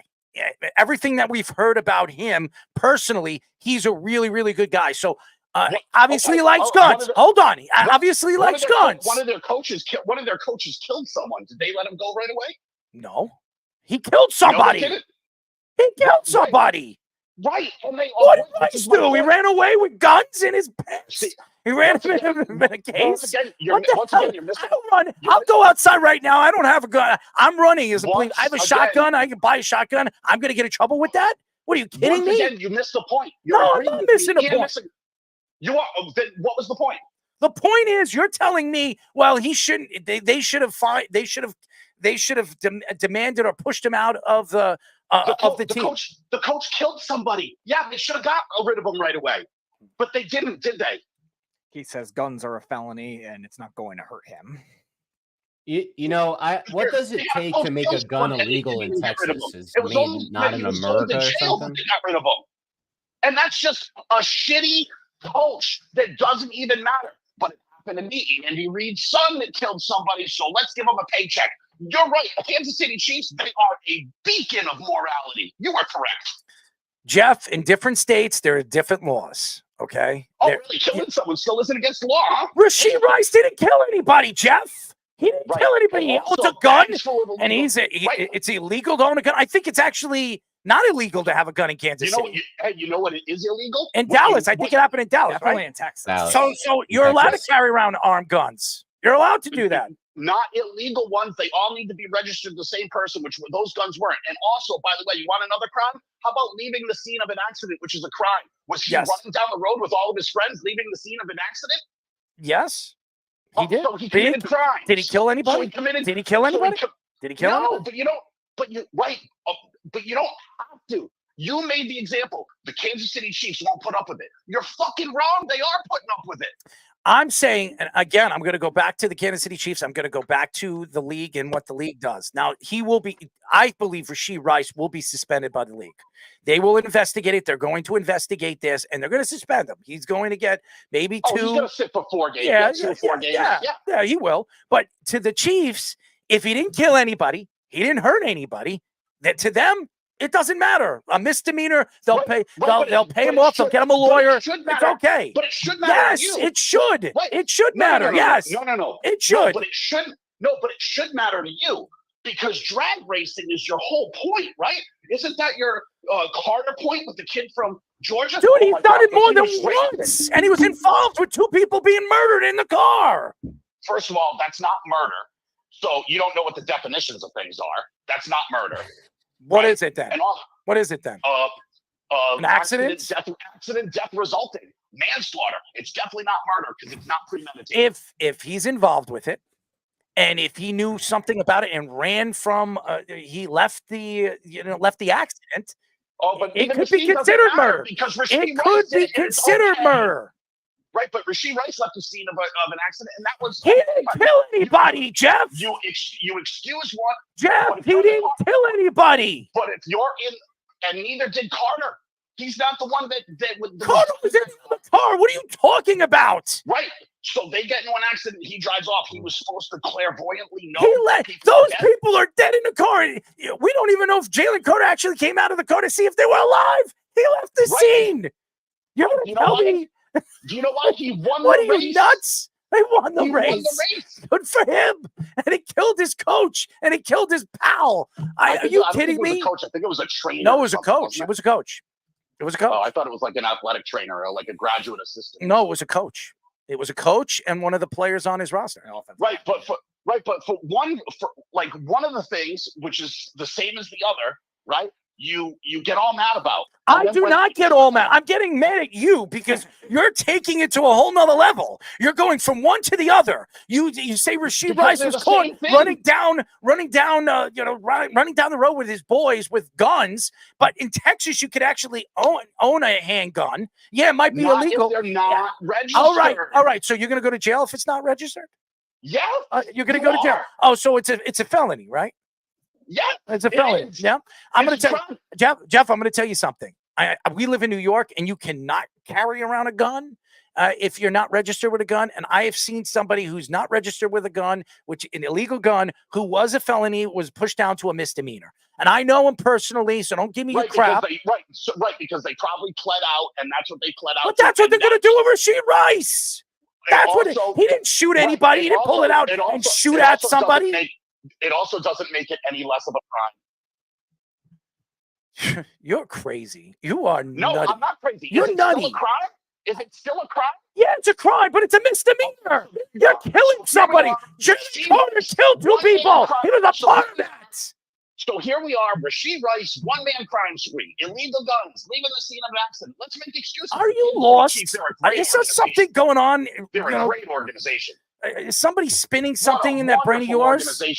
What a wonderful organization. What is wrong with you? Let's get a coach to kill somebody. This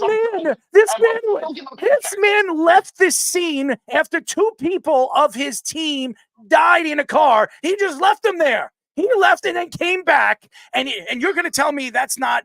Oh, it's manslaughter. I think man, we don't know what happened.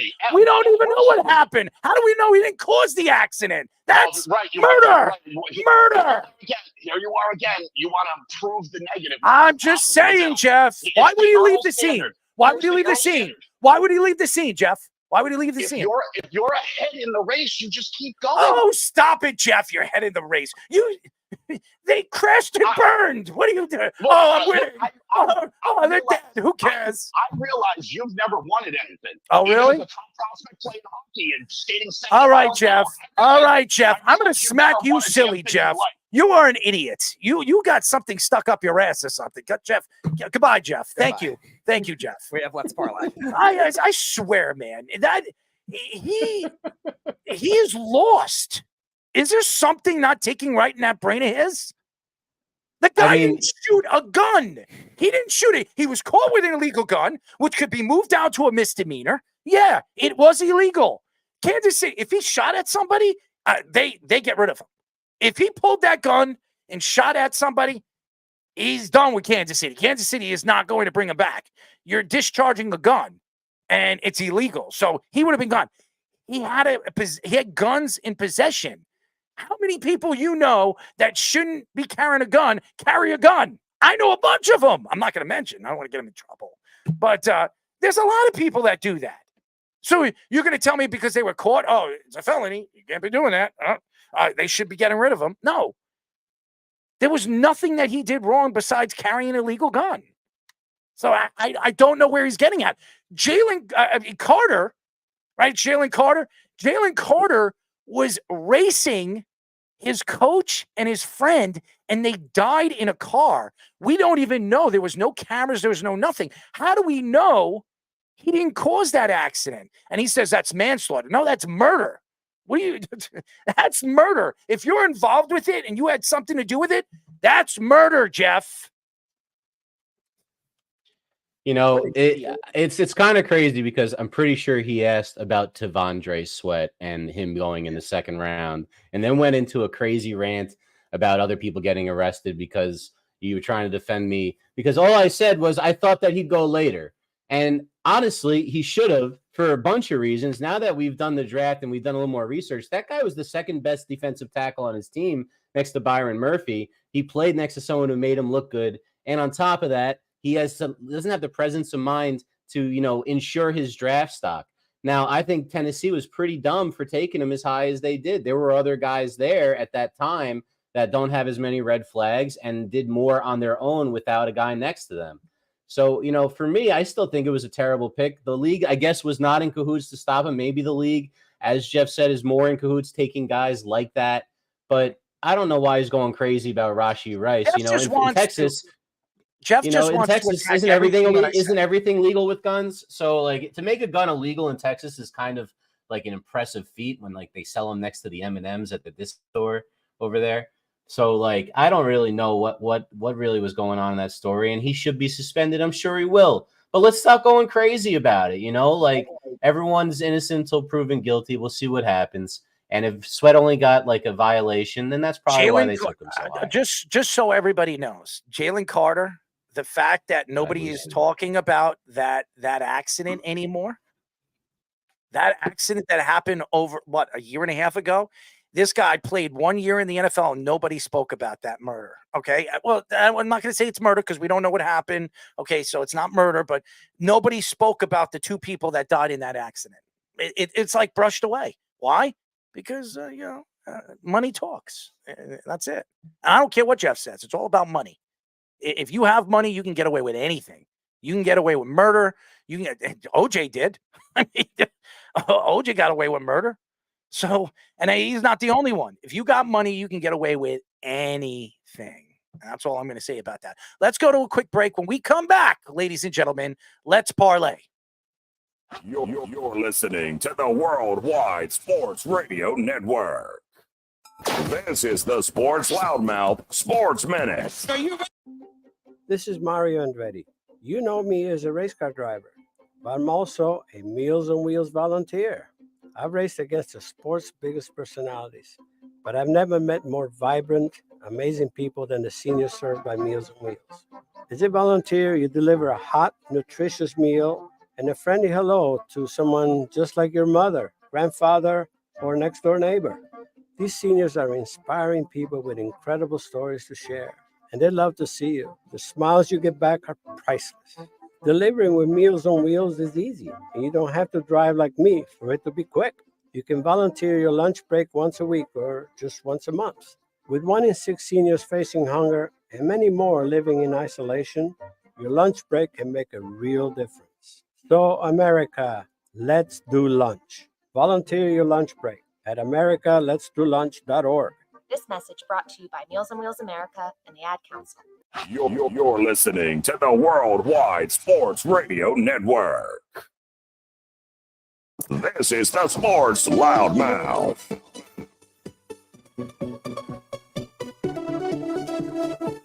631-672-3100. To call. You're listening to the Sports Loudmouth. I'm your host, Errol Marks, my co-host, Speedy PD. Go to our website at www.worldwidesportsradio.com. Check out all our shows throughout the week, including the Loudmouth with me, Speedy PD, every single Wednesdays and Thursdays at 7 p.m. All you have to do to tune in and check out our local listings is go to our website at www.worldwidesportsradio.com. And now, ladies and gentlemen, we do this every single week. We have Derek back, and, he's got some picks. As we call this segment, Let's Parlay.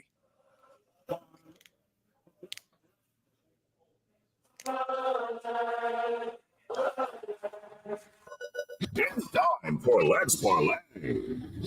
So we got Derek and Chaz. Chaz, you have picks tonight? Derby week, of course he does. Yeah, well, I mentioned to you guys that I've been tracking the spring football. I had a 3-1 weekend, actually. But you want to hear a bad beat? Derek, I'm assuming you didn't watch the first half of the UFL game, okay? Can I make that assumption? A field goal beats me. It's about a 58-yarder, so they punt, and the guy downs it at the 18-yard line with 19 seconds left, and I'm winning the under. On the next play, they threw the longest touchdown pass of the XFL season, and 19 seconds later, my under was beat. It was brutal. I was shocked.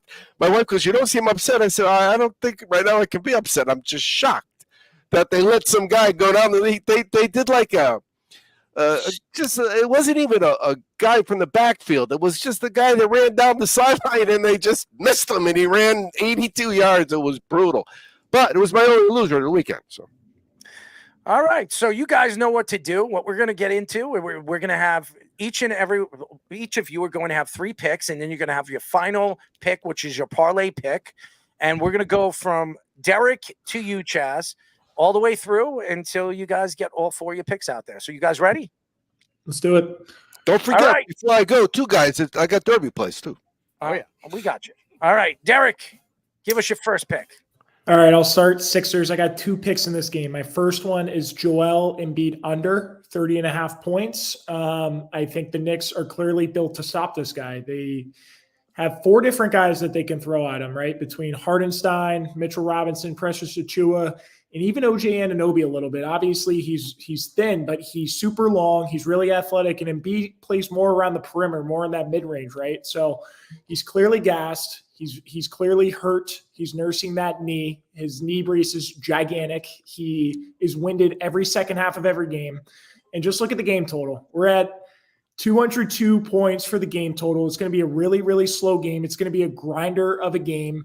And I think Thibodeau's just not going to let Embiid beat him, right? He said that last game. Embiid had a quadruple double, right? He had a triple double and then double-digit turnovers, but he's double-teaming Embiid at almost every touch. He was content with Tyrese Maxey beating him last game. I think he's going to make Maxey and Tobias and Oubre and those guys beat him rather than Embiid, right? So 30.5, there's not a lot of wiggle room, not a lot of error for Embiid, who has not really shot the ball very well, especially from three. So I'm going to go with this under. All right. Chaz, give us your first. I like that play. I've been watching that series because remember, Wes, one of the weeks Wes's plays were the series plays, and I took it because I bet your plays, and I still live, but it's not looking good because he had Milwaukee. I don't think he had the Greek guy being hurt though. So I'm starting off with this is all UFL. It's going to be all UFL going forward to me until it's all CFL, and then it'll be all NFL and NCAA. And I'm in football season, and I love it. I'm taking Memphis. They're giving 2 touchdowns, but you know what? I think they're better than 17 points. So, right there, that's a party handicap. And the whole, what do you think the line is? And that's your value. If you think it should be 18 and it's 14, if you think it should be 10 and it's 14, it impacts you how you bet. All right. Derek, give us your second pick. Just building off that, the value. I think Knicks money line at plus money tonight, take it, right? This series has been so back and forth.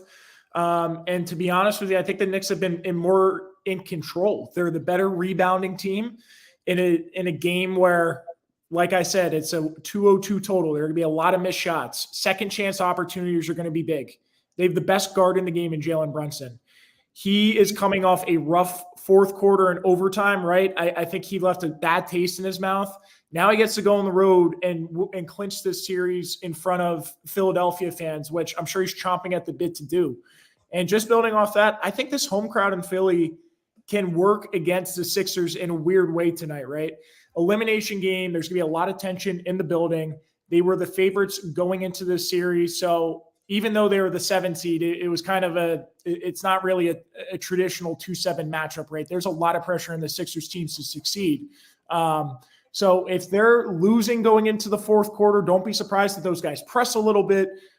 So Knicks, I saw, were anywhere from plus 135, plus 140 on the money line. I think that's really good value. It's going to come down to the fourth quarter, right? We know it's going to be a really close game. So just give me the Knicks on the money line. All right. Chaz, give us your second pick.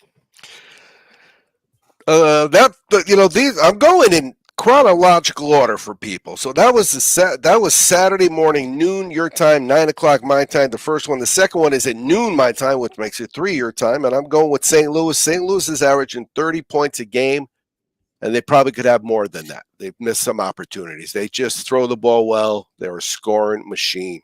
They, of course, are double digits again, 2 touchdowns, but they could win by 20. Interesting. Very interesting. Derek, give us your third pick. I'll go to baseball tomorrow. I'm going to take the Mariners on the money line against the Astros. Look, they're a small favorite. They're plus 100. They have the better starting pitcher tomorrow in George Kirby, who, in my opinion, he has the best command and the best control in baseball. He has 45 career walks in 62 starts. I mean, that's ridiculous. This guy is, I'm not going to say Greg Maddux command, but it's pretty damn good. I think he is the better starter tomorrow. He on the surface, he has like a 4.4 ERA. He gave up 13 earned runs in his first 2 starts, right? I think those numbers are very misleading. Over his last 3 starts, he's only given up 2 earned. He's coming off a game where he has 12 strikeouts. He's really hitting his groove. He's hitting his stride. And just looking at his matchup, the Astros are 10-20. They're playing right now. They're 10-20, and their bats are unbelievably cold. Outside of Altuve, Jeremy Pena, Yordan Alvarez has been fine. He hasn't really looked like his normal self, but they have some automatic outs in that lineup that we're not used to. Alex Bregman hasn't gotten it going. Chas McCormick hasn't looked good. And Jose Abreu's been atrocious. He's looking like one of the worst contracts in baseball. So I'm going to take the better pitcher as the slate underdog tomorrow night. Chaz, give us your third pick. Sunday morning. You know, Sundays have been tough for me because with the games on and trying to capture the second half lines, sometimes our pastor just keeps going and going and going, and we're in church, and I'm like, I don't want to bring out the phone to capture the line, but you got to do what you got to do. 10 o'clock my time, 1 o'clock your time, Arlington at Michigan. Again, we're taking the favorite, Michigan. You remember we had Arlington on that week that we did terrible because they had to beat Houston, and Houston didn't score, but Arlington didn't score less than Houston did score, so they lost. So we're coming back with Michigan. They're pretty good. All right, Derek. I said Derek. I'm losing it. Jeff really pissed me off, man. He always gets under my skin. I don't know why he does it, but I know why he does it. Anyways, Derek, give us your final parlay pick. All right. I am going to I think Speedy and Errol, you remember my first show, gave a future that played out like 8 months later. Mhm. So I'm going to play out a future. Now, this one isn't that long. It's only going to be a couple weeks. And just we're talking about value, right? I think I'm not going to go on to say it's mispriced because I don't think I'm going to get a lot of people on board here, but I really think this team can do it. I'm going to take the T-Wolves to win the series against the Nuggets in the next round. Wow. You could get it anywhere between plus 170, plus 175. I think it's more of a 50-50 series. I really believe that. Now, the Nuggets are still clicking on all cylinders, right? It's the exact same team pretty much from last year. Jokic is the same. Now, Murray doesn't look exactly the same. He was great down the stretch, but he has a calf strain, right? And he has a much tougher matchup defensively than what he faced against the Lakers and D'Angelo Russell and Austin Reeves, right? He's going to have to go against the length of Jaden McDaniels and Nickeil Alexander-Walker every single possession. They have Rudy Gobert and Karl Anthony Towns on the back end, Naz Reid. They have different bodies to throw at Jokic. He's still going to get his, but this is the best defense in basketball in terms of effective field goal percentage. If there's one team that I think can at least stunt the Nuggets and make them look like 80-85% of themselves, it's the Timberwolves. I mean, look at last year. They lost in 5 games, but 3 of those games came down to the wire that they lost, including their elimination game that they lost in overtime.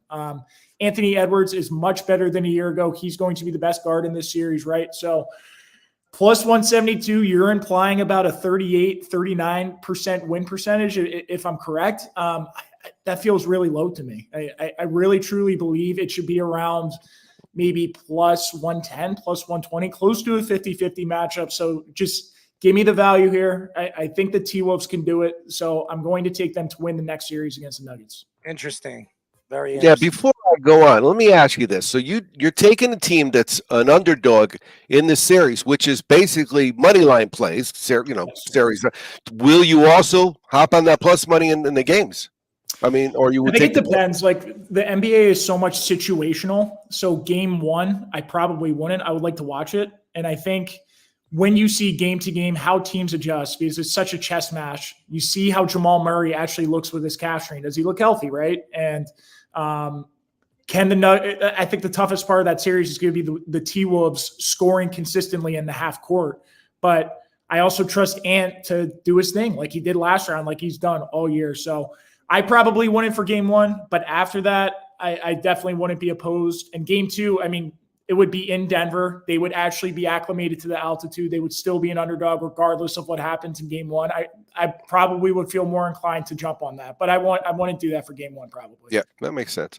All right, so the last game of the weekend is San Antonio. Now here's this is the stats from the UFL. It's not UFL because Florida owns UFL. The University of Florida owns UFL.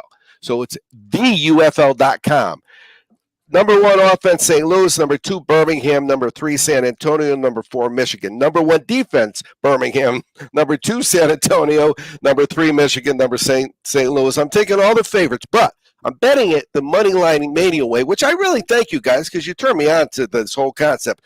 So I'm going to have on the first half in the game, I'm going to have 2 money line parlays because I always play the first half. You know how I am. If I win the first half, life is pretty good because I'll play with house money.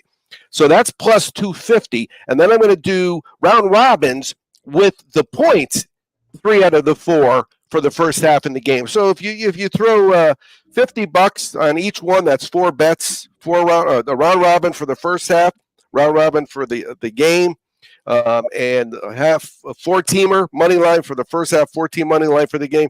$200. $200 is not the crazy money. All right, Chaz. Before we let you guys go, give us your horse picks, and then we got our special, very very special guest coming on in just a few moments.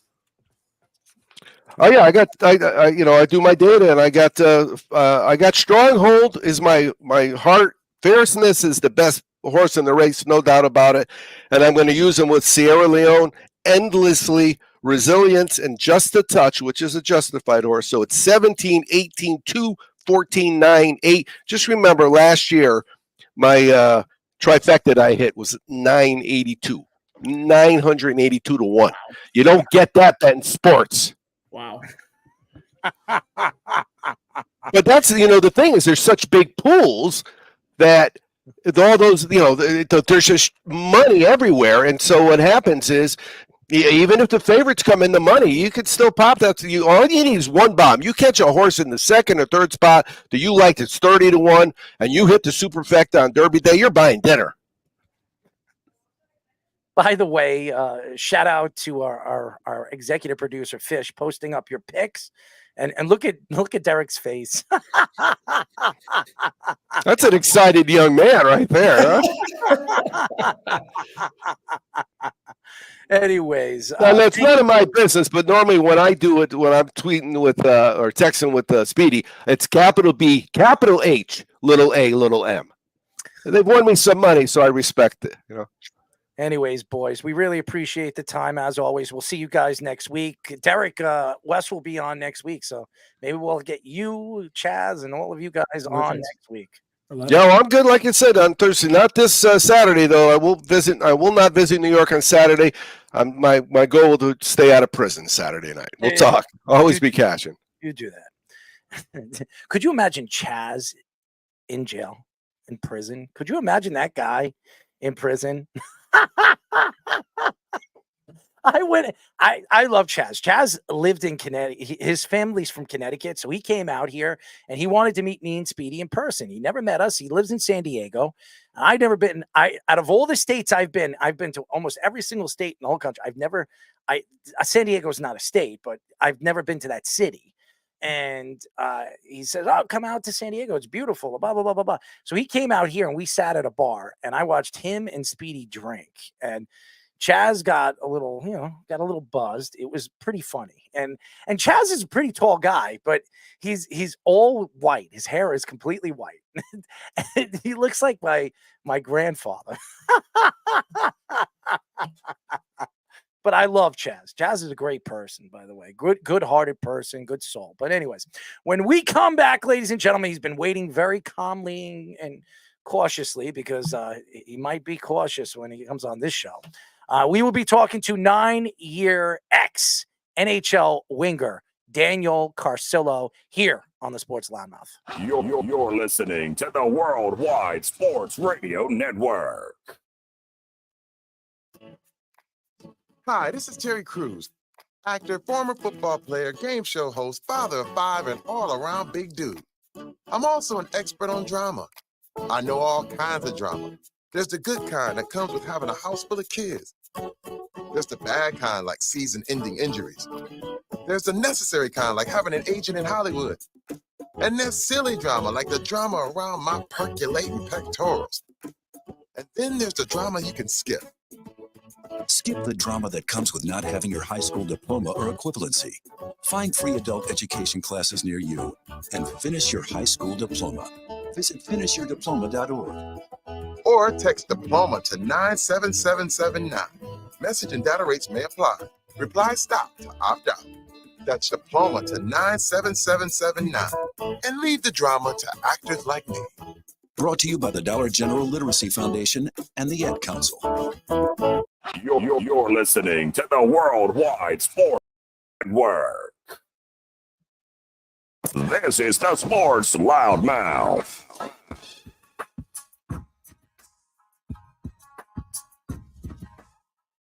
631 872-3108 is the number to call. You're listening to the Sports Loudmouth. I'm your host, Errol Marks, my co-host, Speedy PD. Remember, you can go to our website at www.worldwidesportsradio.com. Check out all our shows throughout the week, including the Loudmouth with me and Speedy PD every single Wednesdays and Thursdays at 7 p.m. All you have to do to tune in and check out our local listings is go to our website at www.worldwidesportsradio.com. I want to apologize to our next guest. He's never been on the show, and this is a first time being introduced on our great radio show. Did we lose him? Yeah, he's having internet issues. He said I told him to try on his phone. Yeah. Well, if what you mean, calling or a cell phone? Trying the link from his phone. All right. So we lost him. We're supposed to obviously introduce him. So we're waiting for Daniel Carcillo. He's played for multiple NHL teams. He played for the Coyotes, the Flyers, the Blackhawks, the Kings, the Rangers. He's retired now, and I'm interested to see what he has been doing since his retirement in 2015. But he was here we go. We're going to get him in right now. All right. There he is. He's back again, ladies and gentlemen. So I want to introduce him. 9-year NHL vet, winger Daniel Carcillo. Daniel, what's up, buddy? How you guys doing? Sorry, man. Having some internet issues. Don't apologize. We want to apologize to you. We had Let's Parlay on. We had our handicappers on.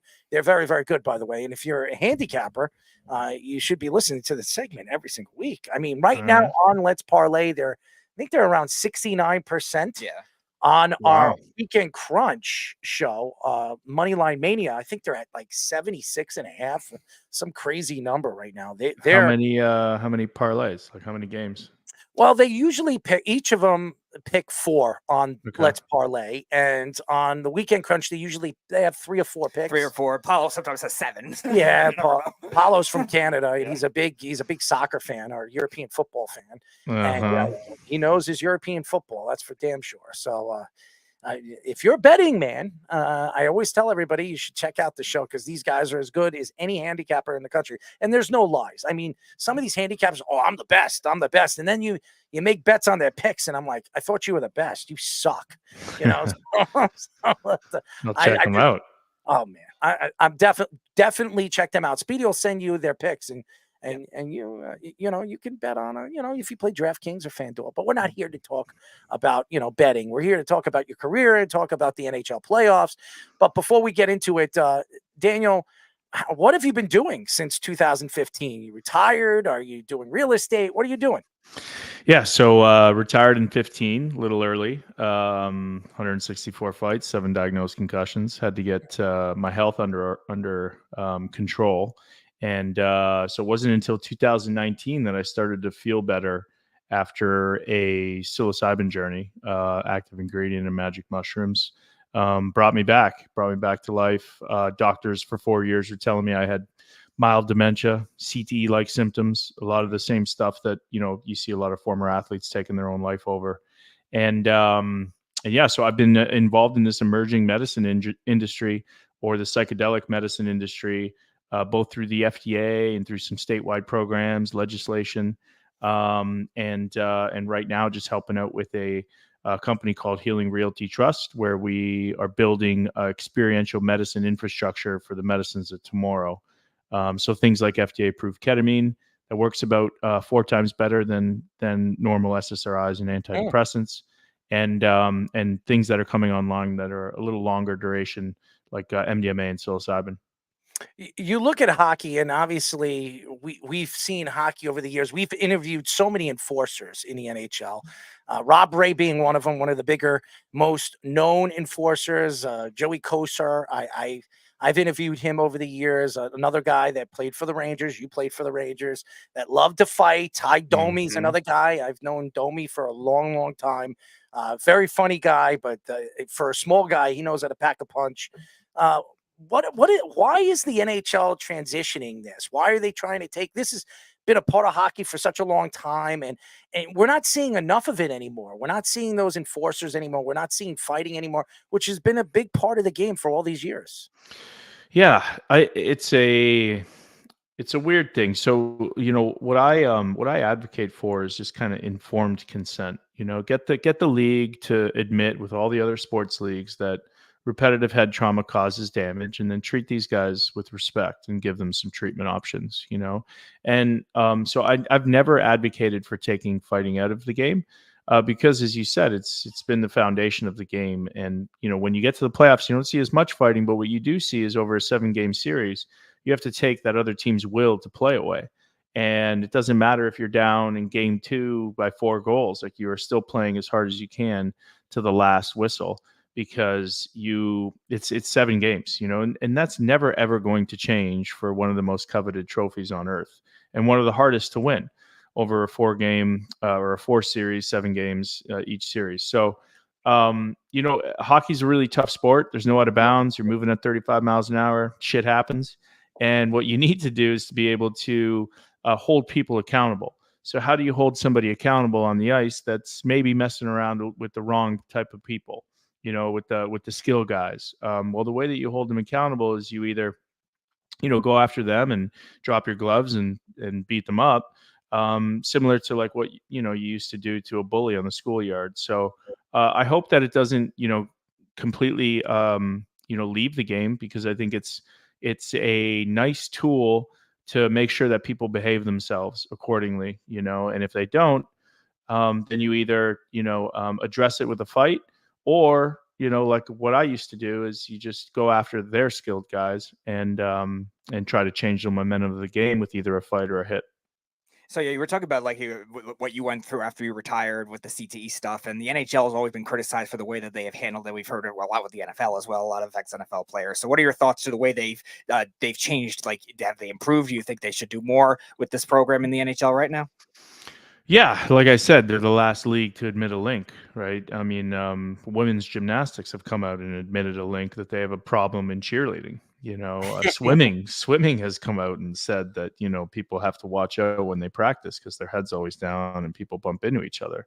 Soccer's come out. The NFL has come out. So, they're taking a pretty hard stance.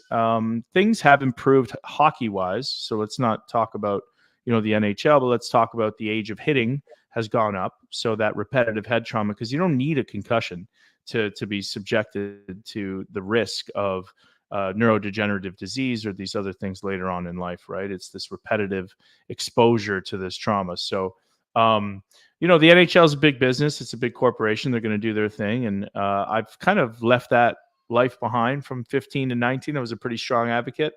And now I just create businesses and opportunities for people to get better, both NHL athletes and other people in other sports, executives, people that have been in car accidents, people that have fallen, because there really is nothing out there in the way of a curative treatment until you see these clinical trials going on with some of these pretty amazing substances. So just trying to use my platform to provide hope to concussion survivors all over the world that they have a tool to use now. We are talking to 9-year vet NHL winger Daniel Carcillo. Daniel, there's a guy in the NHL that everybody don't like, and his name's Tom Wilson. He's played for the Capitals his whole career, practically. I mean, he has been there his whole career, and he's probably the most hated player since, in the times of like the 90s, when you can point out guys like Ty Domi and Probert and all these other guys that we remember that were just big pains in the asses that love to cause trouble on the ice. You watch his game. What is it about his game that everybody hates? I think he's cleaned it up a little bit. I mean, he's been forced to over the last couple of years, but I think he would just take, a lot of liberties that he didn't necessarily need to take. I mean, he's a tough guy. He's really skilled. Signed a big contract recently, and some guys just play a little bit dirtier than others, and I think that's one of the main reasons that guys may not like the way he plays, but. He got a little dirtier over the last couple of years because of what we spoke about before. Fighting's down, and who's going to hold somebody like that accountable? He's a big boy, and it makes you wonder, if people are on the ice patrolling that, making sure that there's going to be repercussions for your actions. You got to wonder if that kind of stuff would happen on a regular basis. But lately, I've been seeing him play a lot more of a skill game, and he's been kind of held in check, especially with the Rangers and Rempe and the Leafs. And there's still a few guys out there that that will answer the bell.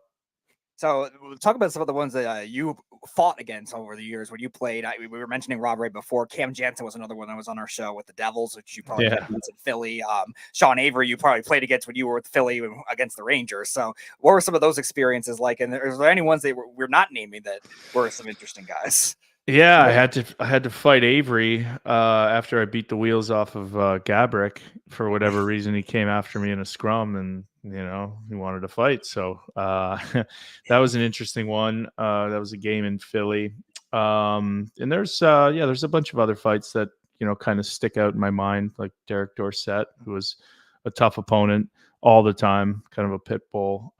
Jansen, we fought when I was in LA, and I was for sure. I thought he was going to beat the wheels off of me, and fared pretty well, which I was very surprised.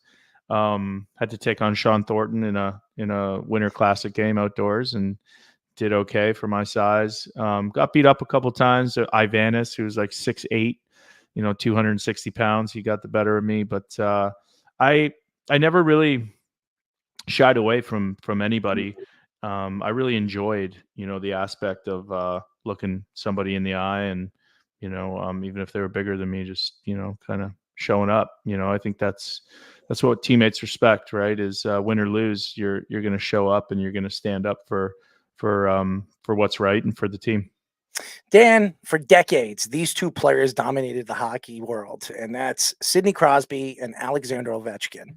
And they'll always be compared to one another because they were the two best players in the league for over a decade. When you look at both of them, you played against both of them. What is the differences between both of them, and who do you believe was the best player out of both of them you played against? Yeah, so I had a few training camps with Sid when I was in Pittsburgh. He was always just really, really difficult to play against. But I think they both have their own different skill sets. They play the game a little bit different. But Ovi with that setup on the left side is pretty impossible to stop. It's been cool to see them, play against each other throughout the years. That rivalry is pretty special. I didn't get out against them too much. I was pretty much lined up against the third and fourth line my whole career. What a treat it's been to watch them for almost a decade now, and they still look young, or at least Sid maybe a little bit more than Ovi, but Ovi played a harder game, so that's a little bit of wear and tear is going to come with that type of game. You know what I love about Alexander Ovechkin is when he smiles and his teeth he's missing front teeth, back teeth, and then during the offseason he gets his teeth fixed and then they break again. I mean, he's one guy I would love to meet and just speak about hockey with him. I think he's very I've known Sid. I played against Sid when I was a kid. I played against him when he was 12 years old. So he talked a lot when we were kids, and I watch him play. And I've been to a game. I was close to the ice. I've seen him, talk so much to some of the other opposing players that he's played against over the years. So I know how big of a pain in the ass he is. Ovechkin, he doesn't really speak. He really just he tortures you. That's what he does. He hits hard. He beats you up. He's one of the best offensive defensive players you've ever seen. I mean, really, since Barry Trotz, he changed his game. He's really a unique individual. I don't think we'll ever see a player like him ever again. Yeah, he's a fun guy to watch. I mean, he's maybe he doesn't talk too much on the ice, but he's one of those guys like Mike Richards, just kind of lets his play do the talking. And he frustrates guys. Some guys stay silent and they frustrate you. Some guys yap and they frustrate you. Some guys get the calls from the refs and they frustrate you. But off the ice, he's a good dude. Like, a lot of fun to be around. And so is Sid. So yeah, it's like I said, it's been pretty cool to be able to play against them, be able to be in the same draft class as one of them, and it's been nice to see them battling against each other. And unfortunately, the sweep happened and he got held to no points. But and he had a slow start to the season, Ovechkin, but he had a nice showing down the end. I know Sidney Crosby in the offseason likes to fish. Maybe you should go fishing with him. Yeah, yeah. I mean, maybe I'll bring my 10-year-old. He loves to fish. Yeah. Don't bring your 10-year-old. You don't know what Sid's going to say to him, especially if Al fishes him. He's too much of a gentleman, and it's probably nothing that he hasn't heard in this household already. So. So the last 2 years of your career, you were in the Stanley Cup with the Rangers in 2014. You lost against the Kings. I'm a Ranger fan. I remember that very well. I was not actually expecting it. They were underdogs that year. And then 2015 was Chicago, the third of the 6 cups that they won. So talk about those 2 seasons, what they were like for you. Yeah, started the year with the Kings. Got traded in January after Dorsett got hurt to the Rangers, and pretty special run with the Rangers. We had a great team. A little backdoor backhand pass from Zuccarello, Game 7. Ended up scoring in Game 6 again too against Ray Emery, and rest in peace. And it was just a special run. Marty St. Louis, the death of one of his family members really brought us together. Traveling to Montreal and playing against the Canadians that year. It was just a really cool run. Unfortunately, we couldn't get it done. I think we had 2 overtime losses, maybe 3 in the finals. So that was unfortunate. But and then I got another crack at it. I had 4 cracks at it my last 5 years with 3 different teams, which was great. Won twice, lost twice. The 15 run was cool because my son was born, and it was my last year. I kind of knew it was my last year, especially after my 7th concussion. And and then you do your part. Like, didn't play any games in that season. Still got on the cup, or in that playoff run. Still got on the cup, and just being around the team, and you kind of just find your niche of I was a kind of keep the room light, rah, like let make sure that the guys know that somebody's living a life, and bring in some stories, and make the playlists, and just get the guys fired up, and not thinking about hockey all the time. We are talking to 9-year NHL vet Daniel Carcillo. Played for the Coyotes, the Flyers, the Blackhawks, the Kings, the Rangers. He played from 2006 to 2015. Great career. Anybody that plays in the NHL almost 10 years has had a great career. I don't care what anybody says. You play professional sports and you play for 9 to 10 years, even if you play 5, that's a long time, especially competing against some of the best in the world. You mentioned Martin St. Louis, and a guy that is coaching right now in the NHL. He's coaching Montreal. I think one of the nicest people I've ever met. The guy is a sensational person on and off the ice. What type of player is he in the locker room? I saw when somebody in his family passed away, he was at the team really, were behind him, and he would go into the locker room and he would be singing songs, and you guys would be singing with him. I've seen videos of it. What was it like hanging out with Martin St. Louis over there with the New York Rangers? Yeah, it was. He's a really light-hearted guy, liked to have fun, and you can just tell that he just loved playing hockey, like loved the game. A little bit different than maybe some other guys, and he really had fun. Obviously tough what happened to him and his family, but everybody rallied around him, and some of the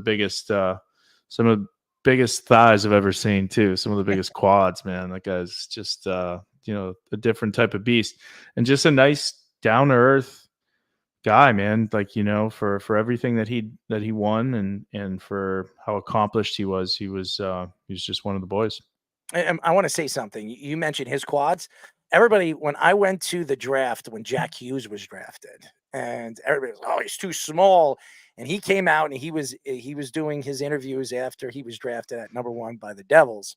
I looked at his legs. I'm like, man, those thighs are huge. And I'm looking at Capo Caco. This guy he's a giant. He's like 6'3", 6'4". I'm looking up. I'm like, man, this guy's pretty big.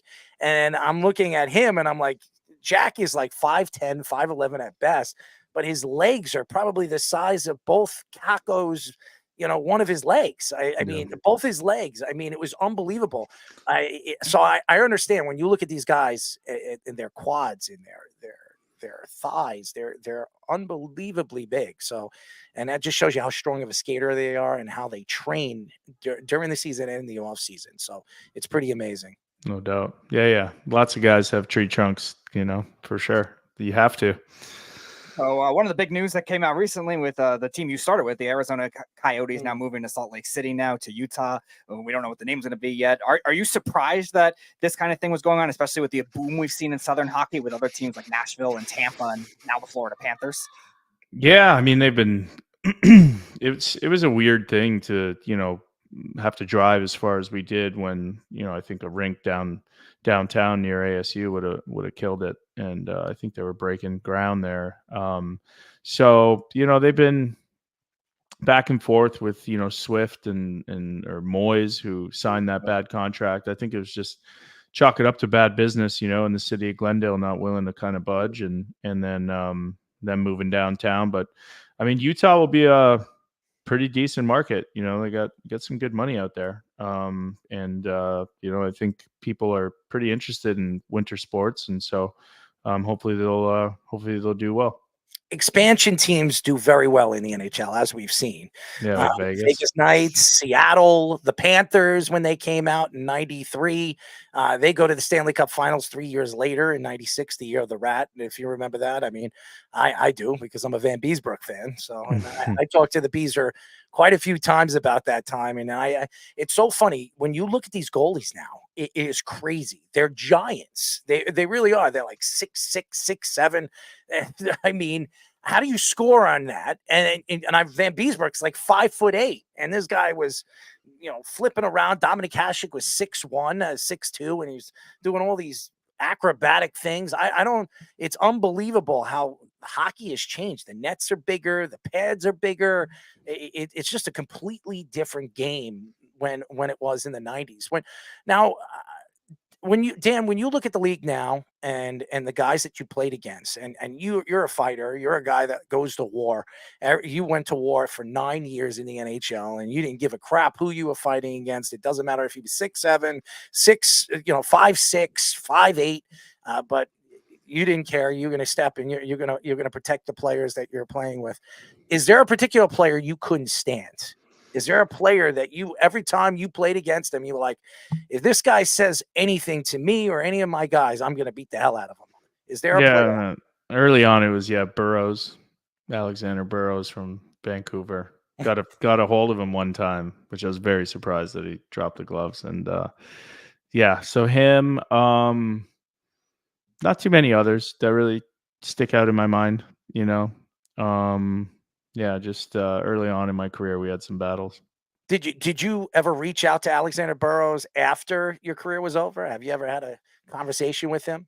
No, but I mean, he seems like a nice enough guy. No, stop it. Nice enough guy. He does. I see him at the alumni stuff, and he seems to be, and I've heard he's a good teammate. Like all the guys that you hate, and I'm sure there's tons of guys that hated me, are usually like the guys that are, the locker room guys, the guys that everybody loves, that play a hard game. So we actually had a hockey guy that used to be on our network. They always try to make the case of him being a Hall of Famer, where I don't think he even had like 300 goals or something. Yeah. Ashley Sarge. Ashley Sarge. I mean, sometimes when something comes out of his mouth, I want to throw up. I love you, Ashley, but we were arguing. I remember that. Actually, that was Burrows. That's right. Alexander Burrows. He was trying to make the case. He was a Hall of Famer. He's telling me he's a Hall of Famer. I'm looking at his numbers. I'm like, dude, he's not a Hall of Famer. Yeah, 205 goals, 204 assists in his career. I mean, get out of here. Hall of Famer. I mean, maybe for fighting. I mean, if you're going to put him in the wall of shame, I mean, yeah, he'll be in the Hall of Fame. I mean, Daniel put him in his place. Yeah, I remember that. That's right. I remember that. But anyways, before we let you go, because tell us a little bit about your organization again, because obviously there's so much that could be helped, around the country with some of these athletes. The CTE situation has really destroyed people's lives, families' lives after they retire because of brain trauma that happens, and concussion problems. I mean, Sidney Crosby's had how many concussions? Like 11 or 12 of them? I mean, what is he going to do when his career is over? I mean, Wayne Corbett. I saw Wayne Corbett a couple of weeks ago at an event, and I didn't even notice him. Everybody's like, Wayne Corbett's here. I'm looking at him. I'm like, that's Wayne Corbett? I mean, he looks horrible. He's like, I think he's like 50 years old. He looks like he's 90. So what are some of the things that you guys and your organization is trying to do, and how does it work, and how could you find some of that stuff that you're working on right now with the organizations that you're working with? Yeah, so I work. I'm the board member of a foundation. I work in 3 different aspects. The foundation is called No Fallen Heroes. Matthew Wiz Buckley, former Top Gun pilot, saved his life with ibogaine, just another psychedelic that's been shown to help people get off of opiates, alcohol use disorder, as well as concussions. It works really well. And what he does is he connects veterans, first responders, and their family members to these treatments, both in America, now that some of these states have opened up adult therapeutic use programs, as well as outside in Mexico, Costa Rica, etc. And then I have a business, a day job that we're raising capital for right now. It's called Healing Realty Trust, and so there's statewide programs, and there's also medicines that are being approved through the FDA. So the FDA medicines are you guys, if you qualify for depression, you'll be able to go into one of these clinics and you'll be able to use your insurance. The statewide programs are all cash pay. But these FDA programs offer you a synthetic medicine from a company that's paid $300 to $400 million to prove that it works for, let's just say, PTSD.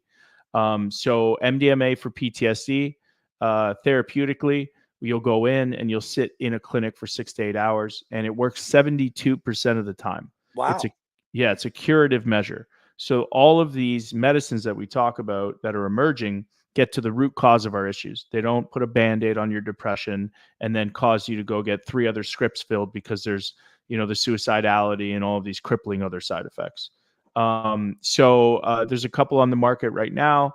But what's not available to people is a lot of these clinics, because we're used to going to the doctor, you get a script, you go to Walgreens, you fill it, and you take it when you wake up. Well, you are in an altered state when you take these medicines.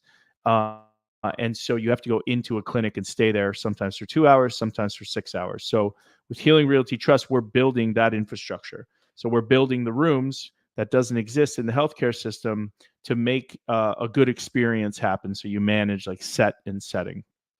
So we're doing that on the FDA side. And then the way that I help people right now is also through the foundation, but also in Oregon. So Oregon is the first state called Measure 109 that we lobbied for, where you can legally go and do psilocybin therapy. And psilocybin therapy has been deemed FDA breakthrough therapy designation with 3 different companies. So we know it's safe and effective. And there's 28 other states that are actively trying to do the same thing that Oregon did. So not a lot of people know about it, but it's a pretty cool and a very, it fills my cup up, so to speak, trying to get this message out, use my platform for good.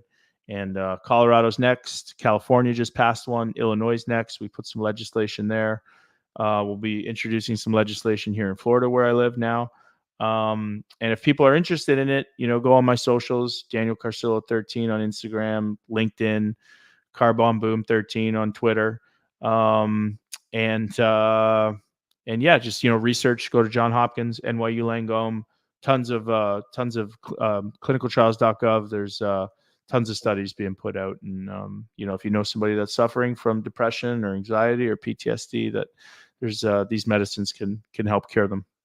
My girlfriend actually works at NYU Langone. She's a nurse. Okay. Yeah. So nice. So they've done end of life cancer studies with terminally ill cancer patients. Wow. And it's taken away their end of life anxiety. So imagine that. Imagine what some of these medicines can do for people with, I don't want to say run of the mill depression, but if it can take away anxiety associated with dying, then it's done some pretty amazing work for other indications. A lot of people have been dealing with depression. I mean, look at the world we live in. I mean, we live in a crazy world, and people can't afford to live. I mean, you live in New York, you can't just make one salary money. You need to have 2 salaries. You need 3 salaries. I know people that have 4 jobs and they work 4 jobs. They barely sleep. So it's hard to live here, especially when you're supporting a family, and then they get depressed, and then they go into these, like, they go drinking, and they do stupid things. They start to do drugs and get on opioids and all that other stuff. And I've seen it. I've seen people crash and crash hard. Some people passing away, friends of mine that, just hated their lives, because they felt like there was no way out. But there's always a way out. Yeah. You just have to find it. And there are people out there, there are facilities out there that are trying to help people that are struggling with these situations, depression and stress and all the other stuff that everybody stresses out. I mean, Dan, you know all about it. I mean, even as a professional athlete, you don't know when your job is going to be taken away from you. Okay. Yeah, man. We all have it's I mean, it's life. People outwardly look at individuals and think that they're doing so well, but I mean, everything's a roller coaster. It's all hide and seek. So we got good days, we have bad days, and sometimes like I feel like when you're getting better, you have, instead of the good and bad days, you're having like good and bad hours, and you're able to just change it quickly, right, with the thoughts that you think. So that's what some of these medicines allow you to do. They get rid of the self-doubt. They give you some self-confidence to be able to do the thing that we fear, right? Because it's not easy to take on 3 or 4 jobs. It's not easy to do the unknown, So yeah. There's a lot of people that are bipolar too, and absolutely. And bipolar people, you don't know when they're going to snap. You're right over there.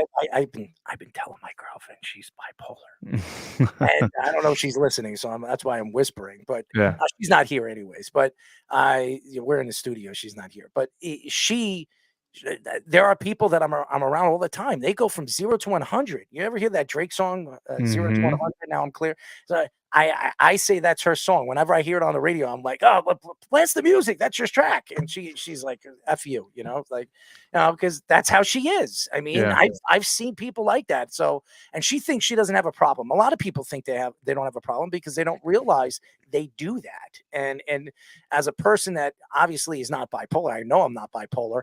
I see it. I'm like, man, I hope I never, ever, ever feel that way. So, I mean, but my last question for you before you go is obviously hockey related. Who do you have winning the Stanley Cup? Who do you think is going to represent the East and the West? And who do you think wins the Stanley Cup this year? So, West, I mean, Edmonton looks pretty good. And then I think it's either New York or Panthers from the East. So, but I'll go with New York just because I played for them. There you go. Yeah, buddy. But you live in Florida, so how could you do that? Yeah, I mean, hopefully my son doesn't hear this. He'll be pissed. What is he, a Matthew Tkachuk fan? Yeah, no doubt. Tongues out for sure. I'll tell you this. I met all the Tkachuks. I met Keith. I met Matt. I met Braden. Brady, I'm sorry. I met them both. I was at when Brady was drafted. Okay. And I also was on the ice for the St. Louis winning the Stanley Cup. It was the first time I met Brett Hull, because I was introduced to Brett Hull. He was drunk as a skunk, man.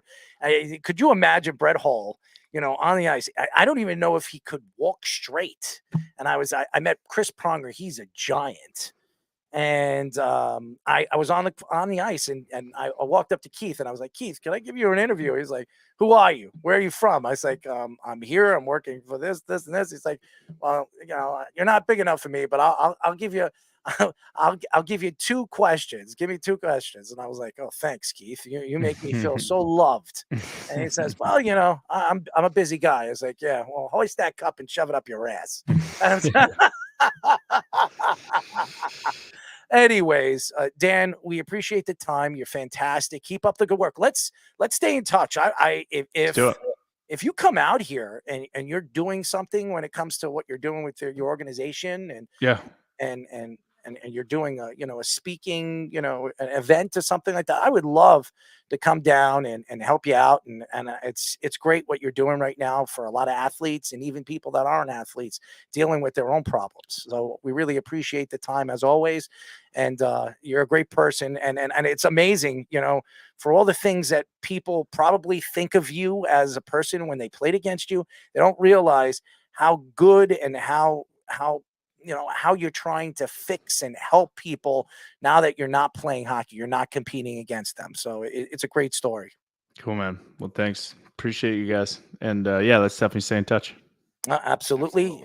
Daniel Carcillo, he is fantastic. And by the way, you have a platform, right? You do a show. Yeah, we've got Bring It On Home, just a podcast where we mess around a little bit. We've been doing it for a little less than half a year. So I got to check that out. I didn't know that. Yeah. We just do a lot of education on, our industries and, just highlighting studies and different medicines. So, well, I think maybe you should be a doctor. Maybe you should go to school. I'm close. No, man. I don't need school to be. No, I got it. There are a lot. Let me tell you something. A lot of these doctors that went to school for 10 years, I work, what I do on the side is I work at a hospital, and half of them, you wouldn't believe what they do in their spare time. Okay. You wouldn't even believe it. And so, and some of them are out of their damn friggin' mind. So I don't know how they're. And then there's all the Twitter doctors that misdiagnose every Anyway, thanks for having me, fellas. I'm gonna pop on this Leafs game. Oh yeah, absolutely. Dan, thank you. See you, boys. We'll be in touch. Yes. Daniel Carcillo, fantastic, great person. As you see, he's working and trying to help the world. Oh yeah. Trying to help the world, and that's great. When you hear stories like that, that was a great interview. Fantastic. And he's a great personality. He's obviously open to the CTE problems that he is dealing with and off ice situations that he's been dealing with since he's retired from hockey in 9 years. And a 9-year career, that's a long time. Say whatever you want to say. It's not easy to play a professional sport in the NHL against some of the best players in the world for 9 years. Yeah, and he was even saying too, like he had to switch teams like so many years too. That's hard to do for that long of a period of time. By the way, unfortunately, Garrett Price had to cancel a family emergency to deal with. We'll get Garrett, and Garrett's been on the show quite a few times, and Garrett's a good man, and I don't think he's lying. No, I don't either. If anybody, I know there were two of my friends that love Garrett and would love to hear what he thought about the draft. So, guys, I'd like to apologize to all the fans that were waiting to hear Garrett Price, but he'll be on. We'll get him on. Garrett is a very likable person. I don't know if you guys are on Twitter or you follow him on or whatever, X.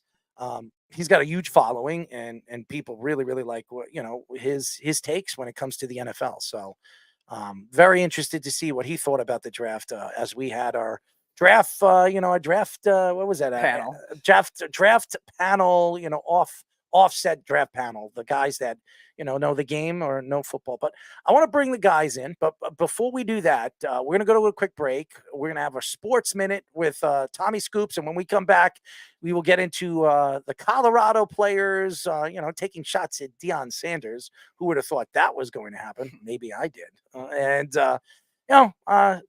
Another guy that has a couple of things to say, and Cam Newton, who likes to throw quarterbacks under the bus, as we've seen over the last couple of weeks. So when we come back, some more information and craziness on the Sports Loudmouth. But first, this is the Sports Loudmouth Sports Minute. Are you ready to get loud?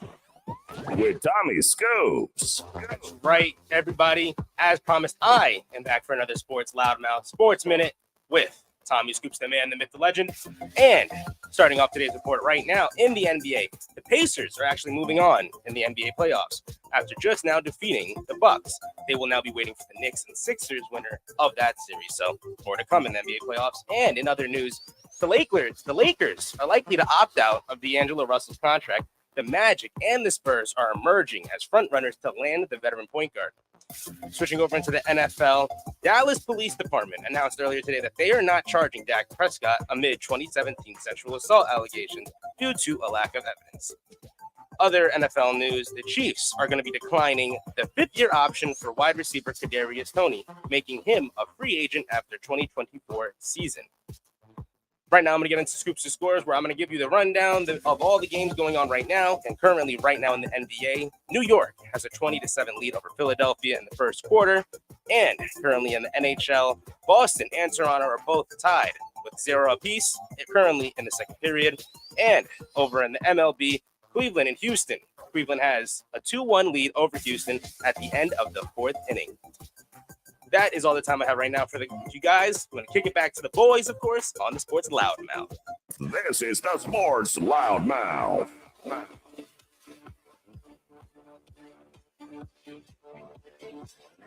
631-672-3108 is the number to call.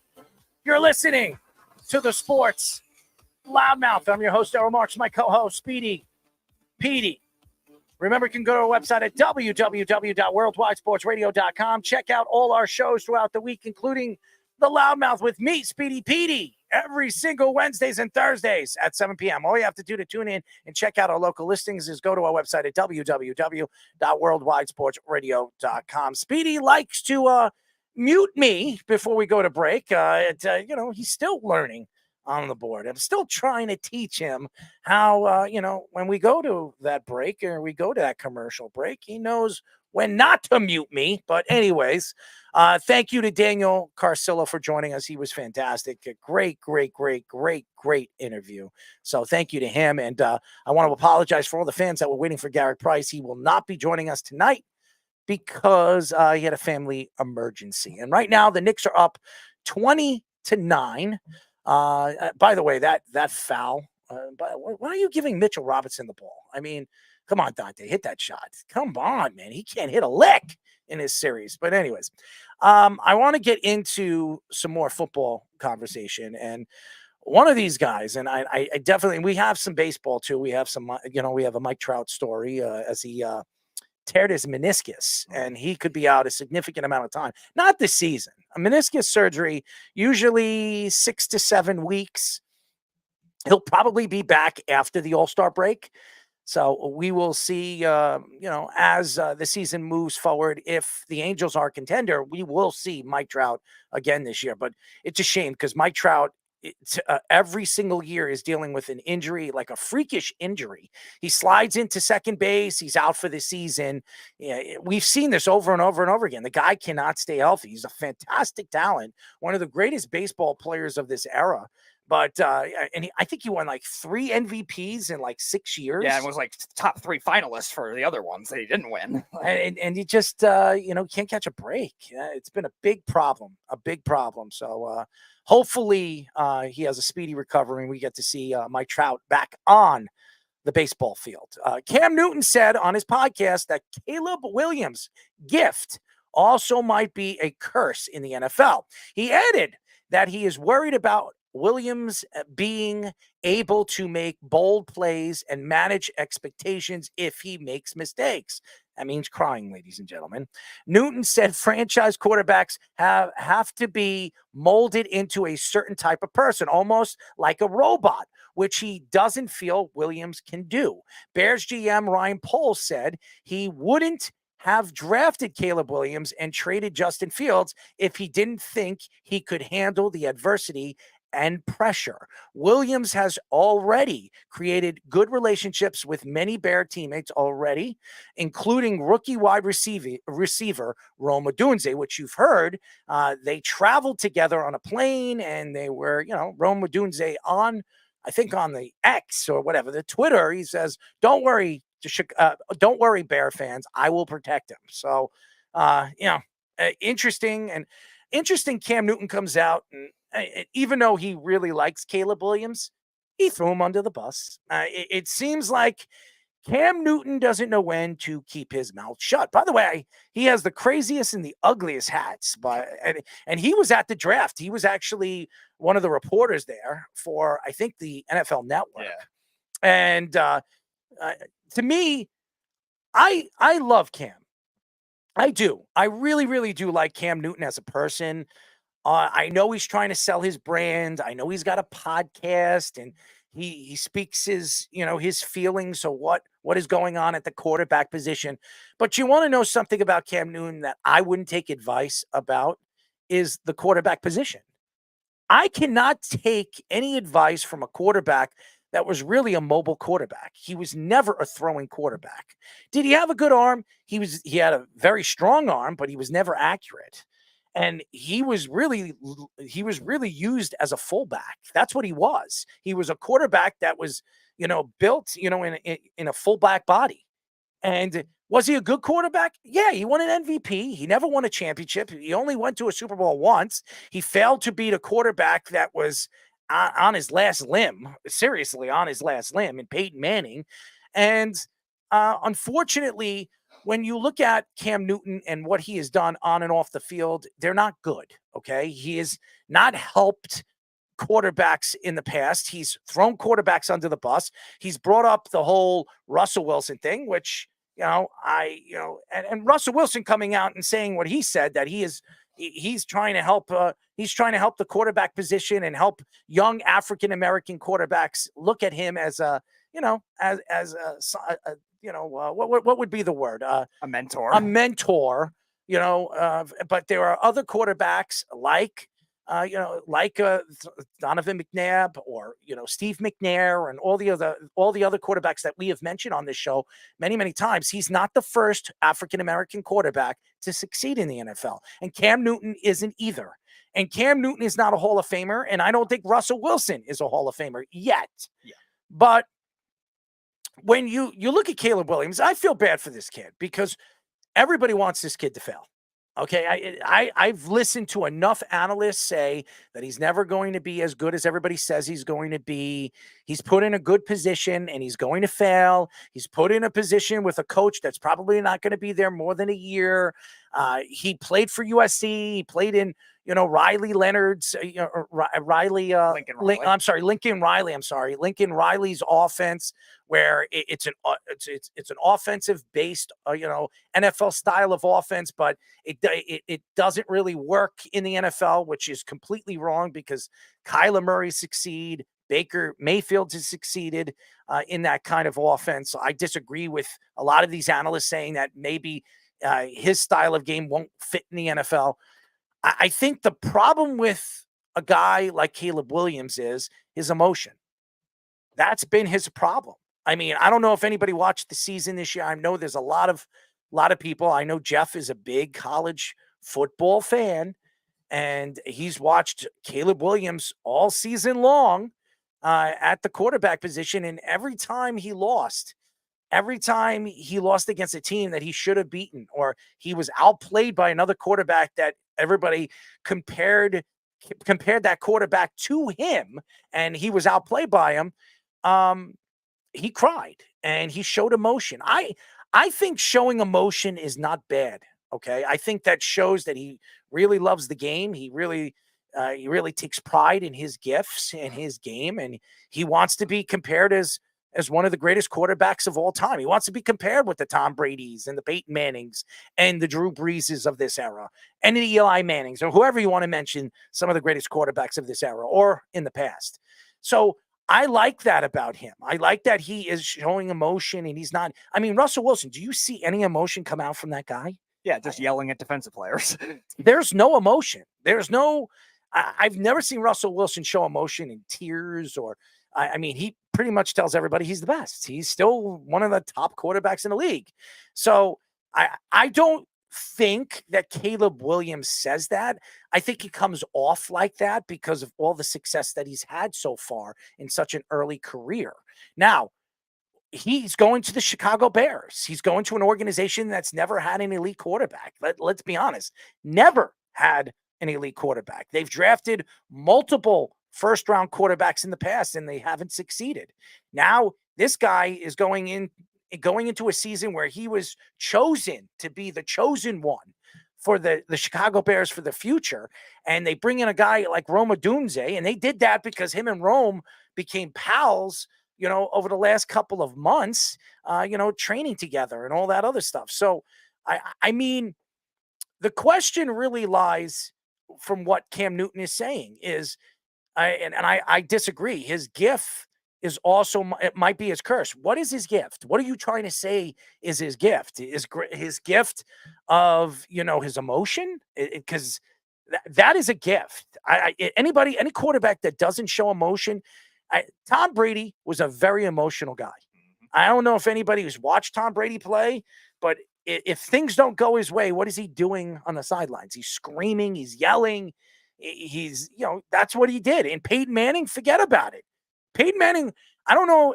I've watched Peyton Manning for years. And when things don't work very well for Peyton Manning, he's sitting on the sidelines looking at an iPad, looking at paperwork, and he's sitting by himself. He's not talking to anybody, or he's going to his offensive line and he's giving information to his offensive line. So you want those type of quarterbacks that show emotion, that care, that really care. That's where I think Caleb Williams is different from all the quarterbacks in this class. I'm not saying that Drake May doesn't do that. I'm not saying that Daniels doesn't do that. I'm not saying Bo Nix don't do that, or even Michael Penix. But there's something special about this kid. And I've been saying this about this kid for a very long time. And when all these analysts have been on this show and telling me that this guy isn't the number one pick, he'll be lucky he's a top 10 pick. I remember somebody telling me and trying to go back and forth with me. This guy is special. Now, he hasn't won a national championship. He decided to go to USC and play with Lincoln Riley. Lincoln Riley does not go after defensive players. You're not going to win a national championship with no defense. The USC for the last 2 seasons have been one of the worst defensive teams in the country. You're not going to win championships that way, no matter how good Caleb Williams is. If you look at Caleb Williams' numbers, they're comparable to guys like Johnny Manziel. Go look at Johnny Manziel's numbers in his college career. And Johnny Manziel was the first freshman to win a Heisman Trophy. Go look at what Caleb Williams has put up in the last 3 years. And you compare him to some of the great quarterbacks of this time. You can compare Caleb Williams to those numbers. So that doesn't mean he's going to be a great NFL quarterback. But I'm not going to listen to Cam Newton tell me, it's a gift and a curse. No, you're a curse. That's what you are. Every time you open your mouth and you want to throw another quarterback under the bus, you're only trying to sell, downloads for your podcast. I don't want to hear it, Cam. I think you have an interesting personality. You have an interesting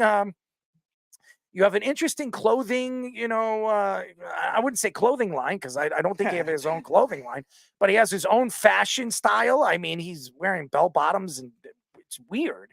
I mean, I'm surprised he doesn't wear a skirt like LeBron James does. I mean, he probably does. So I just think it's crazy for him to even, nobody should be bringing up this kid. Let this kid figure things out in his first year.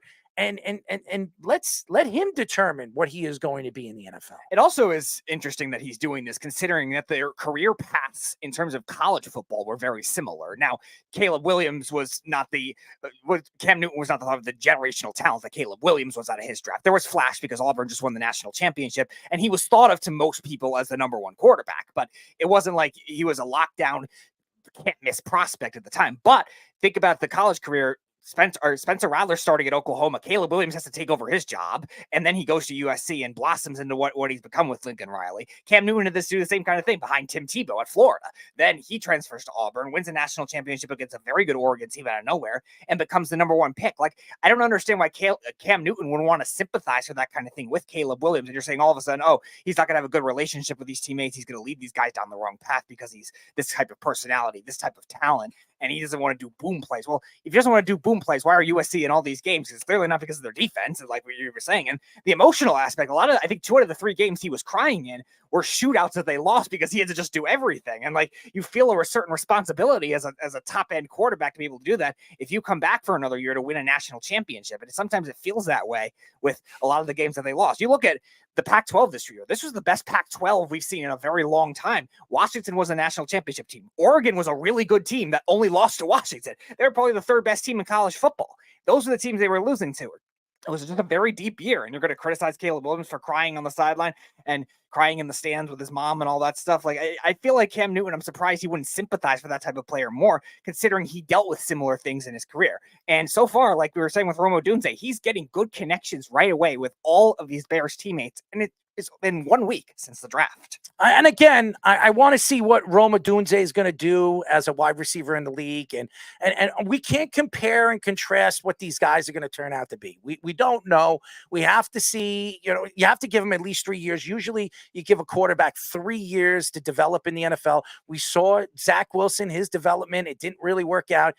We've seen 3 years of it, and we know he's never going to amount to anything. I don't care if he goes. If Sean Payton thought that he can fix Zach Wilson, he wouldn't have drafted Bo Nix, okay? He brought him in because you're taking a chance. If Bo Nix goes down or somebody else goes down, you have Zach Wilson. Maybe you found something. Maybe you can – maybe he steps out there. We've seen – look, Brock Purdy turns into something, So we don't know. I Brock Purdy obviously sat behind Jimmy Garoppolo, learned behind Jimmy Garoppolo, and then obviously earned that position and earned that opportunity. So it's so interesting when you look at the NFL and you look at where these guys and what you're considering these guys to turn out to be, and you say, well, I'm an expert, so I think he's gonna be a bust. Because I can tell you right now, there are quarterbacks, there are wide receivers, there are running backs over the years that everybody said was going to be a bust that weren't. And then there were guys like Vernon Golston, who everybody thought was a short thing, aka the New York Jets, when the Jets decided to draft him, I think at 5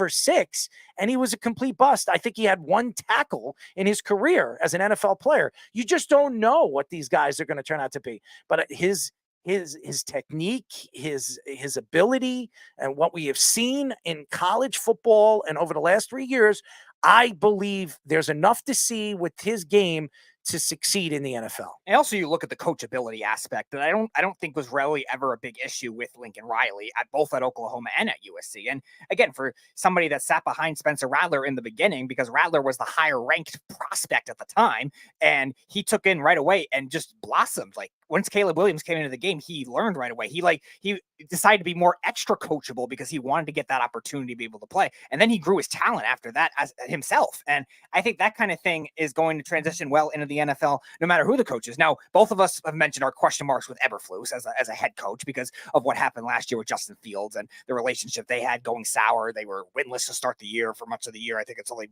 they beat the Broncos or some other bad team. And that kind of thing maybe is a question mark. But still, Caleb Williams, I don't think is the main aspect of the problem when it comes to his own coachability and his own learning from this offensive coordinator, which is a new one this year with Shane Waldron in Chicago and like a whole new receiving core, but a very good one for him to learn from, and a guy that I don't think is going to have an issue when it comes to learning the playbook and anything like that. All right, let's bring Fish in. Fish, I would like to know your opinion with this Cam Newton. I mean, obviously, I've checked out Cam Newton's podcast. It is an interesting podcast. I'm not going to lie.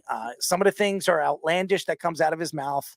I actually think it's pretty damn funny. Okay, and I'll bring Scoops in. We can bring him in. Hear his take on it. Cam Newton says what he says. He said a lot of interesting things over the last couple of months, over the last couple of weeks. And it seems like it's sticking on the wall because everybody is speaking about it. What are your thoughts to Cam Newton and his thoughts of Caleb Williams in that he believes that his gift also might be his curse? I mean, like, what kind of garbage is this? He seems to be have nothing to talk about right now because he's creating, and he's been doing this where he's just creating his own like drama. It's like I don't know, like he thinks he's on some kind of soap opera and he's just messing with everyone's livelihoods for some reason because it amuses him. I don't really like his whole shtick. I think it's like if he was like somebody like that didn't play in the league. So like someone like if we were talking about it, you know, like and trying to compare it to things we know from our lives and like trying to draw parallels, maybe that'd be one thing. But he played the same position. He was drafted #1 overall. Like he knows what it's like. He knows the amount of scrutiny. Like why is he becoming the guy that does this to people? I don't really understand it. You know, look, Caleb Williams, he's weird. All right. But like most really talented. Why? Because he paints his nails? Does that make him weird because he paints his nails? No, who cares? No, you know, like for a quarterback, you usually don't see I think this is what Cam is harping on is the you know, the crying and being more in tune with the emotions. You're kidding me? Cam Newton cried. I mean, I've seen but emotion. You know what I mean? Like the macho cry versus. Do you know that he came from a D2 school? Do you know he Yeah. came from a D2 school? Do you know that he went to Florida and that he never got a chance to start in Florida because of Tim Tebow? Then he went to Auburn and he won a national championship there. I don't know if you remember when he won a national championship, what was Cam Newton doing on the sidelines? He was crying. I remember it. Okay. I remember when Auburn won that national championship. So go ahead. I'm sorry. All right, but that's winning the national title. I think you can make an excuse for that. I think the thing is he just doesn't come off with like I don't know, the macho bullshit that you expect from somebody in the league at the position being the number 1 overall pick. And I think Cam is like punching down in this situation, and I think it's kind of garbage. I just don't really think it just annoys me, like we're making the graphics. I've been making the graphics for it like for weeks, and it's another dumb thing that he's punching down on after the next. And this just seems what he gets off on, on that and the dumbest hats he can find. Go ahead, Scoop. Your thoughts? I don't know why Cam likes opening his mouth. Whenever he does open his mouth, he gets in trouble. He doesn't. Nothing positive exactly does come out of his mouth in recent years. He wants to talk about, oh, it's funny with women's sideline passes, like Fish said, with these outlandish hats. But this is the thing. Everybody has work to do. Caleb Williams knows what he has to do. Like you're telling him you're going to judge the kid without even having taken one snap on the field. Like, that's rude. Like the way Fish said, too. Like, he was drafted number 1 overall, too. Like, he knows the pressure that's on this kid. Instead of reaching out to him, consoling in some way. I'm not saying he has to, but, like, instead of not being an ass, like, it's cowardly. It's being a coward. He knows him being the veteran he was at one point looked at as one of the best quarterbacks in the league. To talk down at some kid that, like I said, never even took one snap, it's cowardly. I don't know what he's a coward. Well, he's been a coward his whole life. I mean, obviously, and there's a lot of players over the last couple of years that really don't like what Cam Newton has to say. He's not in the NFL anymore. He obviously, well, actually, he is. He just signed with Carolina. Carolina brought him back as the 4th string or 3rd string quarterback. Everyone hurt Matt Rule's last year. I mean, the guy's been out of football for like 3 years, and now he's coming back, and now he's doing a podcast, and this is. What he's trying to do is trying to promote his podcast. He's trying to be, the face, maybe the face of Carolina football. I don't know.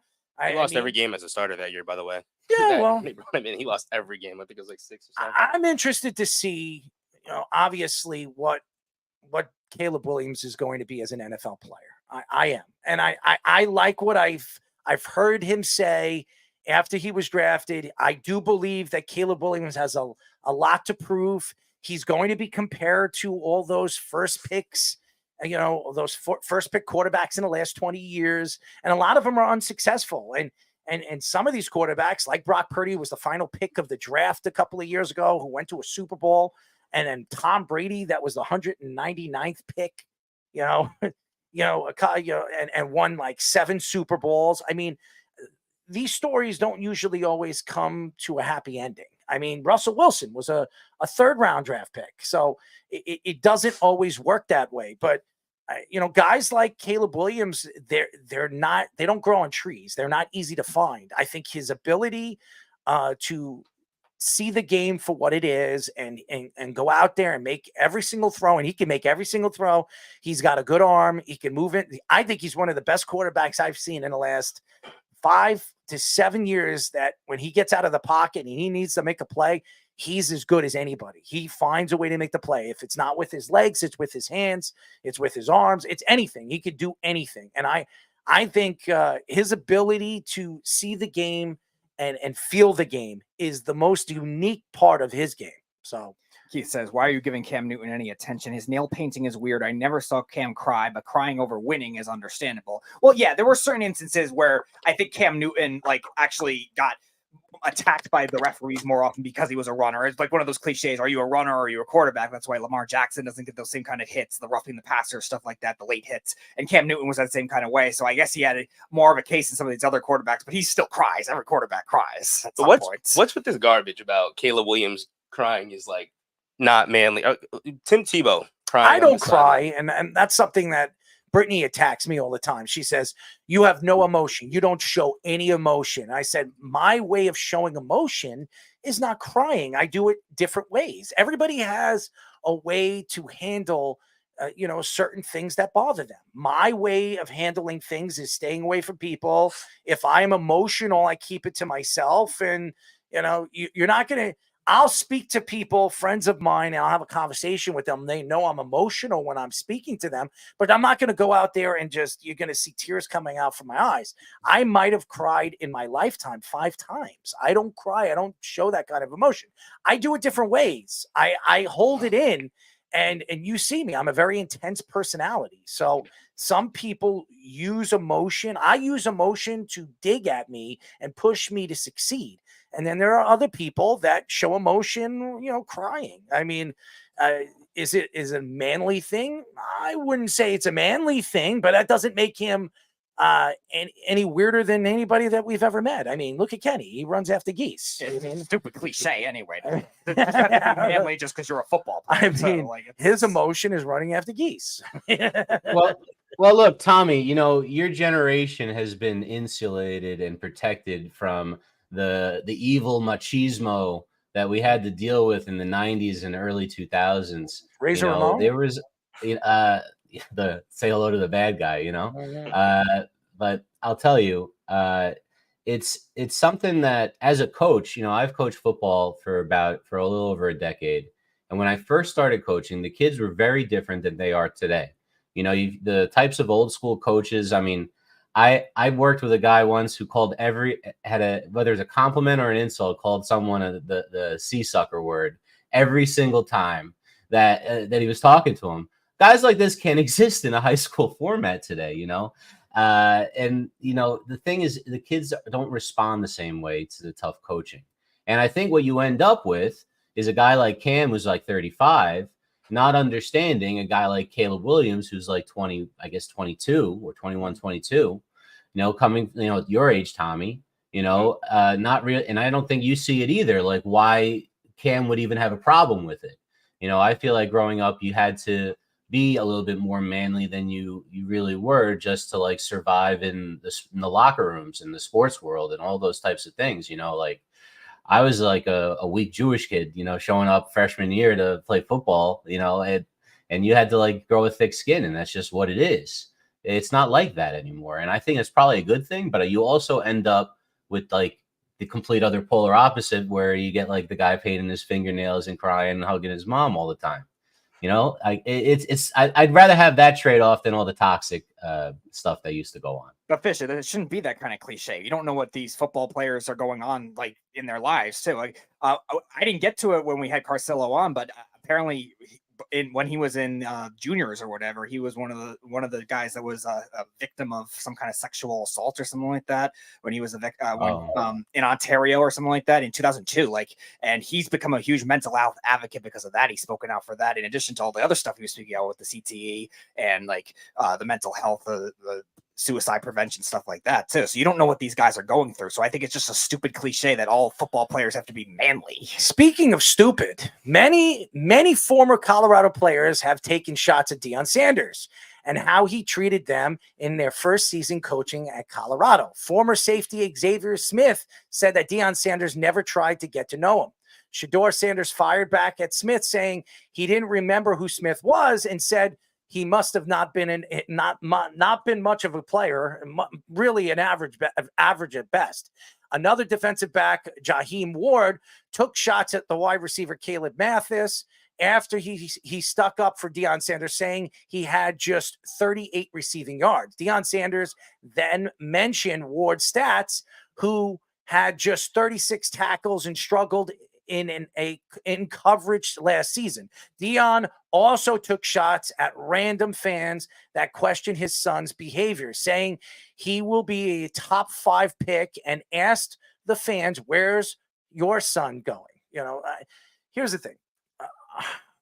And Speedy, I don't know why I keep telling you not to put these abbreviations. I don't care what Deion Sanders says. I don't care what any of these guys say. You don't need to abbreviate what they're saying. It doesn't really mean anything to me. The story really goes that Deion Sanders, if you're not a superstar, he doesn't give a crap about you. And I'm not surprised. All right. And now Deion Sanders, is a very well-respected athlete. He was a good baseball player, not a great baseball player. He was a good baseball player, an average baseball player, and one of the great, great corners. I'm watching this basketball game, and the Knicks are choking. They were up by 20 points at one point. Now they're up by 8 points. They're going to lose this game. I'm telling you right now, the Knicks are going to lose this game. But it's just they're playing terrible basketball. They're not spreading. They're not spreading the offense out. They're playing one dimensional. They're isolating with Jalen Brunson. That's what they're doing. You're like 7 seconds ahead of me, killing me the whole time. You're reacting. No, I'm just saying. I don't know if you're 7 seconds behind, but I can tell you right now, this game has been it's horrible. It's watching this game. The Knicks are crumbling right in front of our eyes. They were up by 20 points, and look at the Knicks. So we're going to win this game. We're going to kill them. Yeah, we're not. They're not going to kill them. This game's going to come down to the wire, and the Knicks are going to choke again. I'm going to tell you this right now. It will go. This is going to a game 7. I don't care what anybody says, and I'm not trying to hurt all the Knicks fans. It's just the facts. They're not playing good. They're playing one-dimensional basketball. They're isolating with Jalen Brunson. It doesn't work that way. And they're good. Philadelphia's a good defensive team, but he's forcing shots because they can't shoot. They have one guy that could score. That's it. And when they become one-dimensional, that's not a foul. That's definitely not a foul. That's a foul on Mitchell Robinson. So, anyways, to get back to the whole Deion Sanders thing, I'm sorry. I'm sorry to all the fans because I'm watching the Knicks game and it just makes me sick what I'm doing, and I'm watching my team completely fall apart right in front of my eyes. Deion Sanders is not a nice guy when it comes to these players. I don't care what anybody says. The reason why he loves Travis so much is because he knows he's going to be a top pick, and that's why he treats him like a son. He thinks Shedeur Sanders is going to be a top 5 pick. He's on drugs. The guy's not even going to be a first-round draft pick. I see right now, if I'm going, and Sean's not on the show right now, so I can't argue with him. But if he was on the show, he's going to tell me Shedeur is definitely a top 10 pick. And the only reason why he might be a top 10 pick is because he's one of only 2 quarterbacks getting drafted in this year's coming draft that has any talent whatsoever. Shedeur is a 2nd-round draft pick. I know, obviously, Deion Sanders likes to blow his sons up. It's his son, and he loves him, and he wants to say whatever he wants. Xavier Smith is not lying. I've heard stories about Deion Sanders. I've heard that he doesn't care. He didn't really care much about the team that was there when he came there. He pretty much told every single one of those players that were on and that were recruited before he was there, said that their jobs are up for grabs. And they were. I think he got rid of like 40 players or 45 players from that roster. It says a lot about who Deion Sanders is. Instead of figuring out who would fit the culture over there or fit his style of game, he pretty much said, I like you. I don't like you. I don't like you. Go find another team, go in the portal, whatever. He's not a friendly guy. He's there to win. Okay. And I don't care what anybody says. I've heard that about Nick Saban. Nick Saban is, he's all about winning, but Nick Saban teaches. He's a teacher. And that's why Deion Sanders kisses Nick Saban's ass. I don't know if anybody sees it, but he says, I have a lot of respect for Nick because he's successful. The only reason why Deion Sanders loves Nick Saban because he's won 5 or 6 national championships. That's the only reason why. If Nick Saban won 2 championships or 1 championship, do you think he would kiss Nick Saban's ass? No, he wouldn't. He knows that Nick Saban has accomplished more than he'll probably ever accomplish as a head coach in college or the NFL. And that's why he loves him so much and he kisses his ass. Him and his Subway commercials with Nick Saban were absolutely ridiculous too. I mean, but the fact that, and then his son, Shedeur, I understand he's sticking up for his father, but it makes you look stupid. It makes you look really bad because your father can handle himself. Your father can stick up for himself. You should just keep your mouth shut. Because what you're doing now is you're showing NFL teams, you're showing guys that are going to look at you and interview you in the future and say, they're going to ask you questions about this. And why would you be throwing one of your teammates under the bus? And what are you going to do in the NFL when you don't like somebody on your team? Are you going to throw him under the bus? It doesn't make you look good as a quarterback. What is a quarterback on a team? They're the leader. They're the captain. They're the guy that's running the offense. They're the guys that they're the guy that the offensive line goes to, the wide receivers go to, the tight ends, the running back goes to you when there's a problem. And if you can't get along with players on your team because you're sticking up for your father, it tells me one thing. It tells me that you're not a team player, that you're all about yourself. You're all about your needs and your thoughts to whoever is your coach. If it's not your father, it's your brother. You're playing with your brother. You're going to take your brother's side because he's your biological brother, not because he's your teammate. And I remember, Shedeur, I remember when you played USC, if you remember that game, after that game, and he was speaking, and they interviewed him. He had a great game in that game when he was going tick for tack against Caleb Williams. Caleb Williams actually, I thought, outdueled him at the end of the game, and that's why USC won that game. But USC won that game. USC won the game. They were up bigger. Colorado came back and almost won. No, but I thought Caleb Williams played better than him. Yes, he did. But the one thing I could say about what Shedeur said at the end of the game when they interview him, he says, it's all about my teammates. It's all we're a family. It's a brotherhood. That's what he said. Well, if it's a brotherhood, why are you throwing all of them under the bus? Because they're speaking the truth about your father. Because your father is your father. The reason why you're in Colorado is because your father's the coach and you're the starting quarterback. I'm going to tell you this, Shedeur. If you didn't start at Jackson State with your father, would you have been a starting quarterback in college football today? The answer is probably not. You're a starting quarterback in college football right now because your last name is Sanders. That's why you're a starting quarterback in college football. And I'm going to tell you this. Look at Archie Manning. Archie Manning right now is backing up a guy that could be the number one pick in next year's draft. And the year after, Archie could be the number one pick in the draft. Why did he stay with Texas? You know why? I'm going to tell you why. Because of the NIL deal, the money that he's getting. And he's right over there in Texas. And who knows what they're slipping the money under the rug to him. And the Knicks cannot buy a basket. Yeah, Texas was second most in terms of total NIL money collectively, only to Texas A&M last year. So, yeah, it's one of those things that you definitely would want to get the playing time, but if you're Arch Manning, you would want to stay there for that kind of thing. And I think it's a little different with Shedeur because, he had to do it at a smaller school first in order to do it. But you're right. The fact that he's just selective on who he likes and who he doesn't says a lot about both of them. Yeah, there were 60-something transfers that first year. Colorado was a bad team, so he tried to do the program over type thing, remake it in his image. It's understandable then.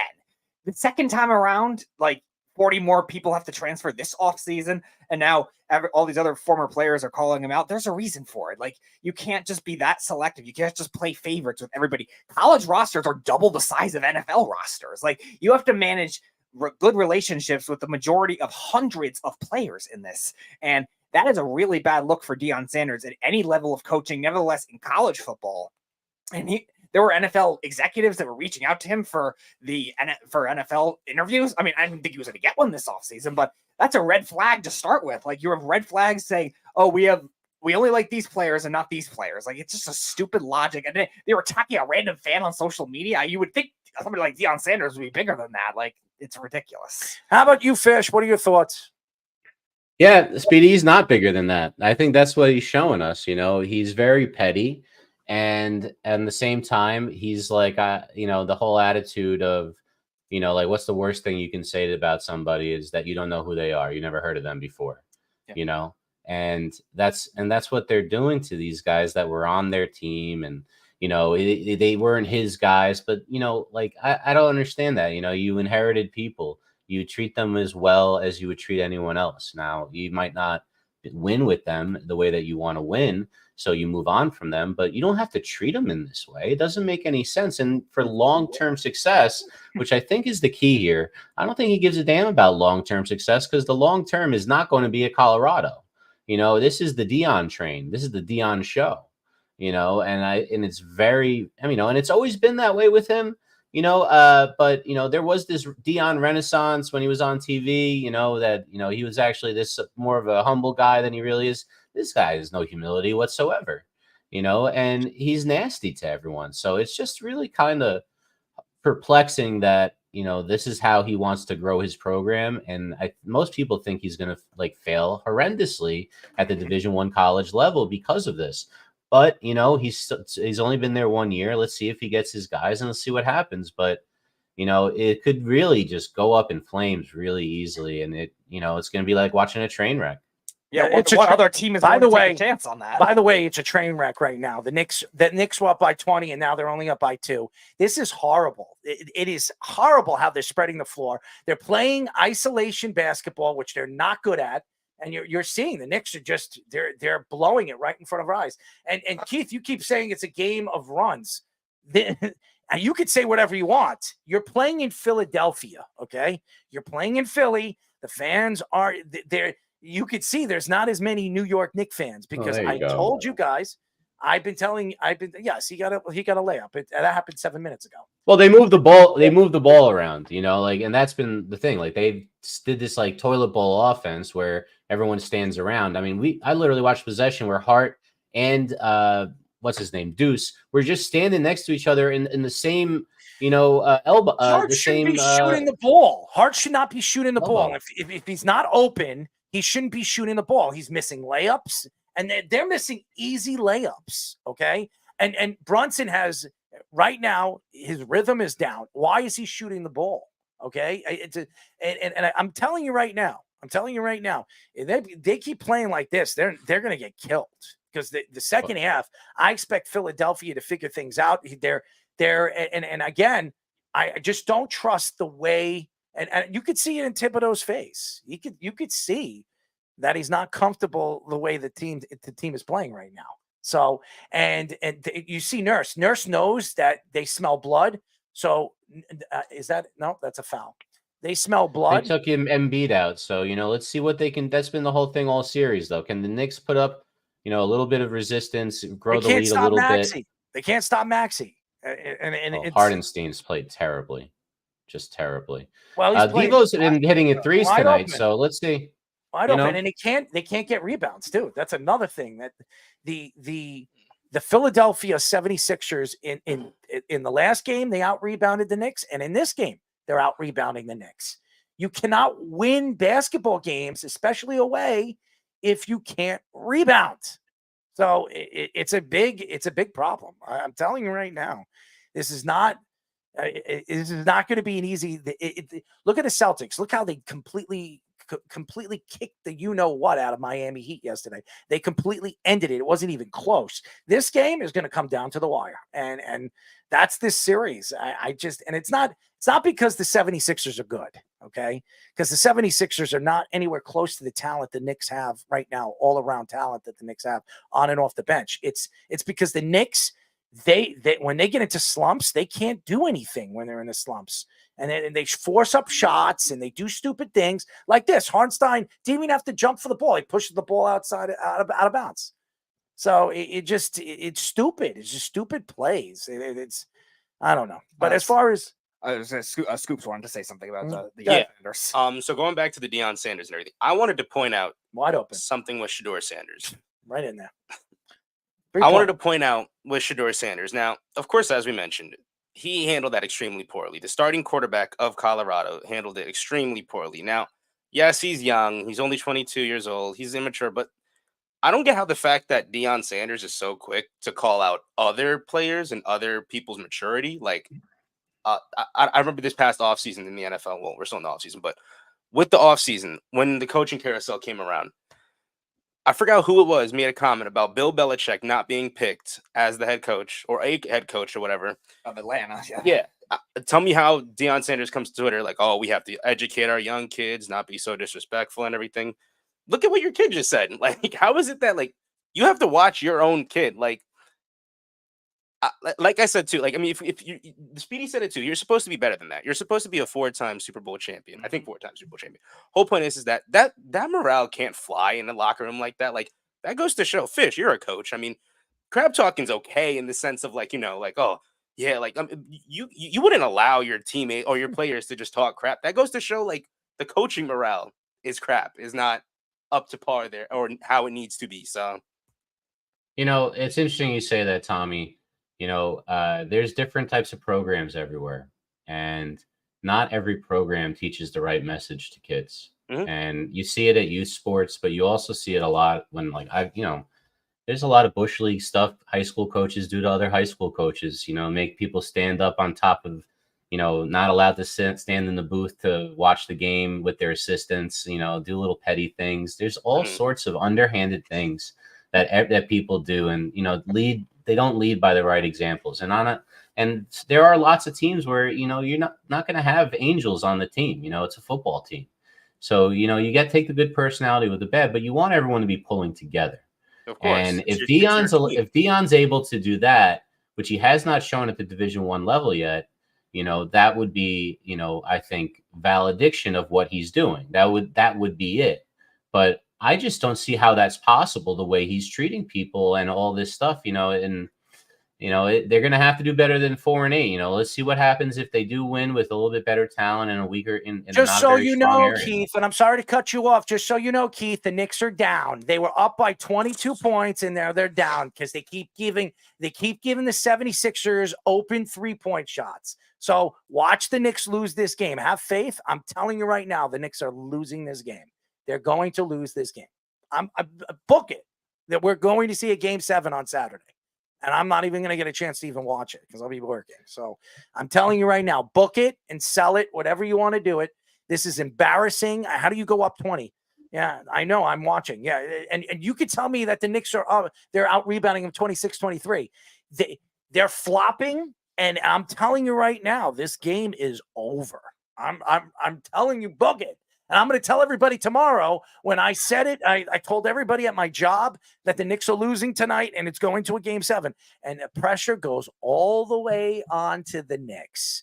And I'm telling you right now, they go to Game 7, it's anybody's ball game. I wouldn't be surprised if the 76ers come back and win this series. I wouldn't be surprised because this is Nick-like. And I'm going to go right. Mitchell Robinson, if he didn't, and this goes to coaching with Tom Thibodeau. You know, when you're up by 6 points in 37 minutes, you tell Mitchell Robinson to get the hell out of the way. Let him shoot the ball. Do not touch him. That was bad coaching. And Mitchell Robinson sitting there and standing there. This is embarrassing. It's embarrassing. That's all I'm going to say. I'm just appalled by this game. The way the pace of the game is. It's just whatever. Have faith in the Knicks. I don't have faith in the New York Knicks. Never did. As soon as they lost Game 5, I knew that this series is going to go down to a Game 7. Look, he almost missed a layup. He did. He missed a layup. OG Anunoby missed a layup. Just shows you. I'm telling you right now. Get ready, guys. Get ready for a Game 7. I watched Brunson and Hart just mess up a 2-on-1 fast break earlier. I don't. It's time for Tibbs to bust into one of those great halftime speeches, where he grunts 17 different times and just mumbles under his breath about working harder and hustling. But look, it's the bench. The role players for Philly have been lighting it up. Buddy Hield's having his best game in 3 years. They're lighting it up because you're leaving them open. They're open. You're a defensive team. How are you leaving them open around the perimeter? You know they're going to chuck up threes, and they know that you're not hot. You can't shoot. You have no rhythm. Come on, man. I mean, watching this game, it's disturbing. I don't even want to watch it anymore because I know what's going to happen. Oh, it's only a 3-point. Don't it's you only worry. 3-point.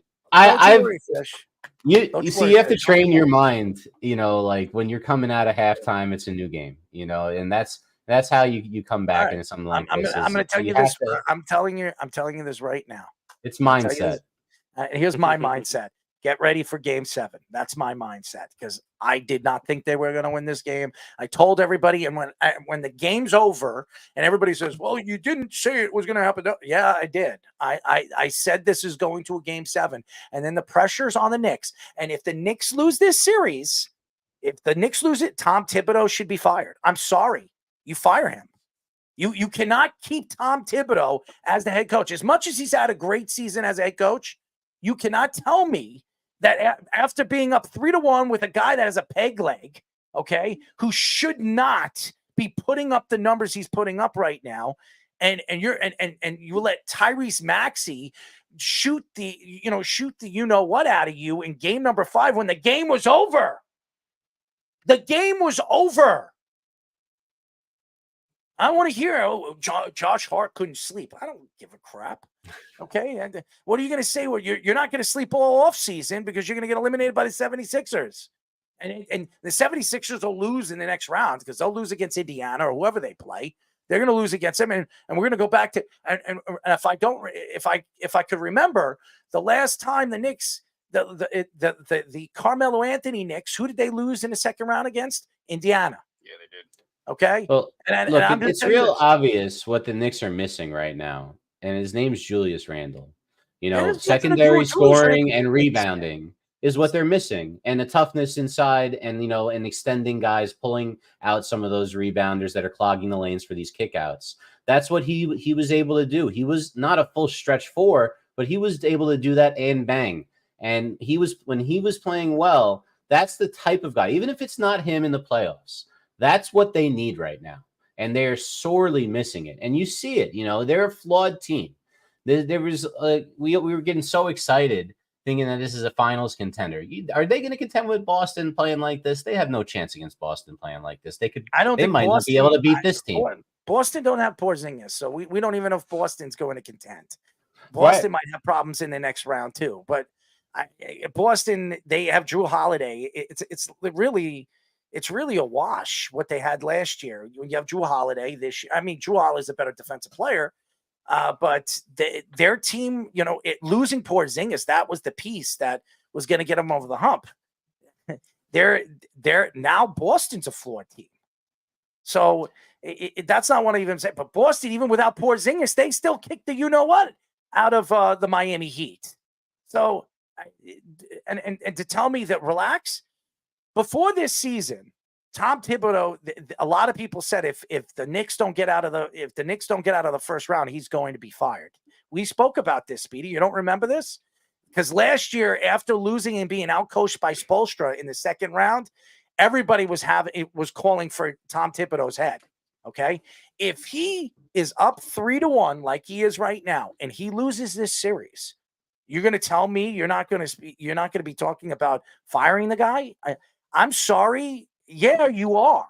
You can't go into the offseason after going to the semifinals last year and up 3-1 against a 76er team that is not at 100% healthy and not anywhere close to the talent that you have on your team and what you guys did to get that second seed. And you're going to tell me that Tom Thibodeau is going to keep his job? I'm sorry. They're going to blame Tom Thibodeau. They're not going to blame the players. They're going to blame the coach. 3-1.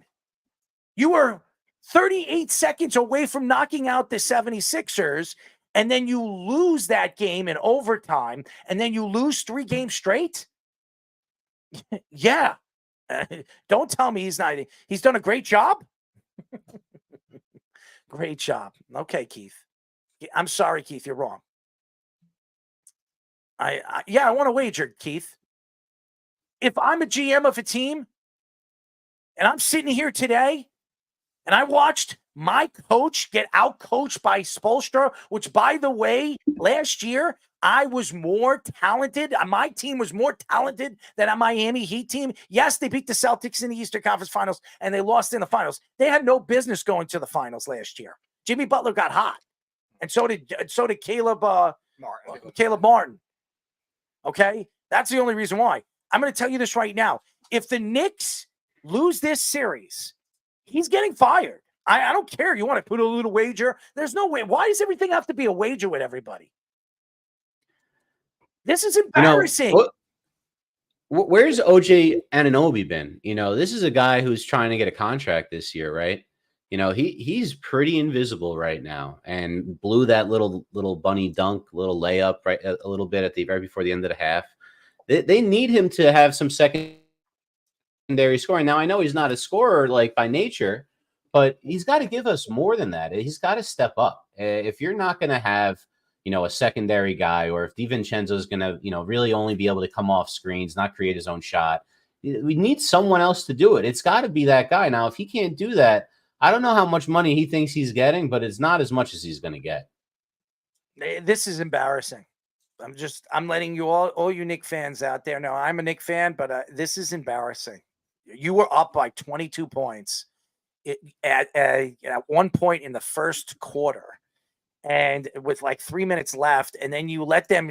You're giving them open 3-point shots. You're giving them the perimeter. Stop double teaming players. It doesn't work. The double teams are not working on Joel Embiid. It's not working.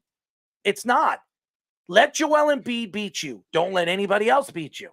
You're letting Buddy Hield beat you. You're letting Nicholas Batum beat you. You're letting all these other guys, these secondary guys. You're not going to win this game if you're letting these secondary guys beat you. And they become one-dimensional. Everything's going through Jalen Brunson. Isolation. This team, when they were successful all season long, they moved the ball. They're not doing it right now because they can't hit a lick and that nobody trusts their shot. So you see what's going on. And I'm going to tell you right now, Nurse is licking his lips because he knows what's going on.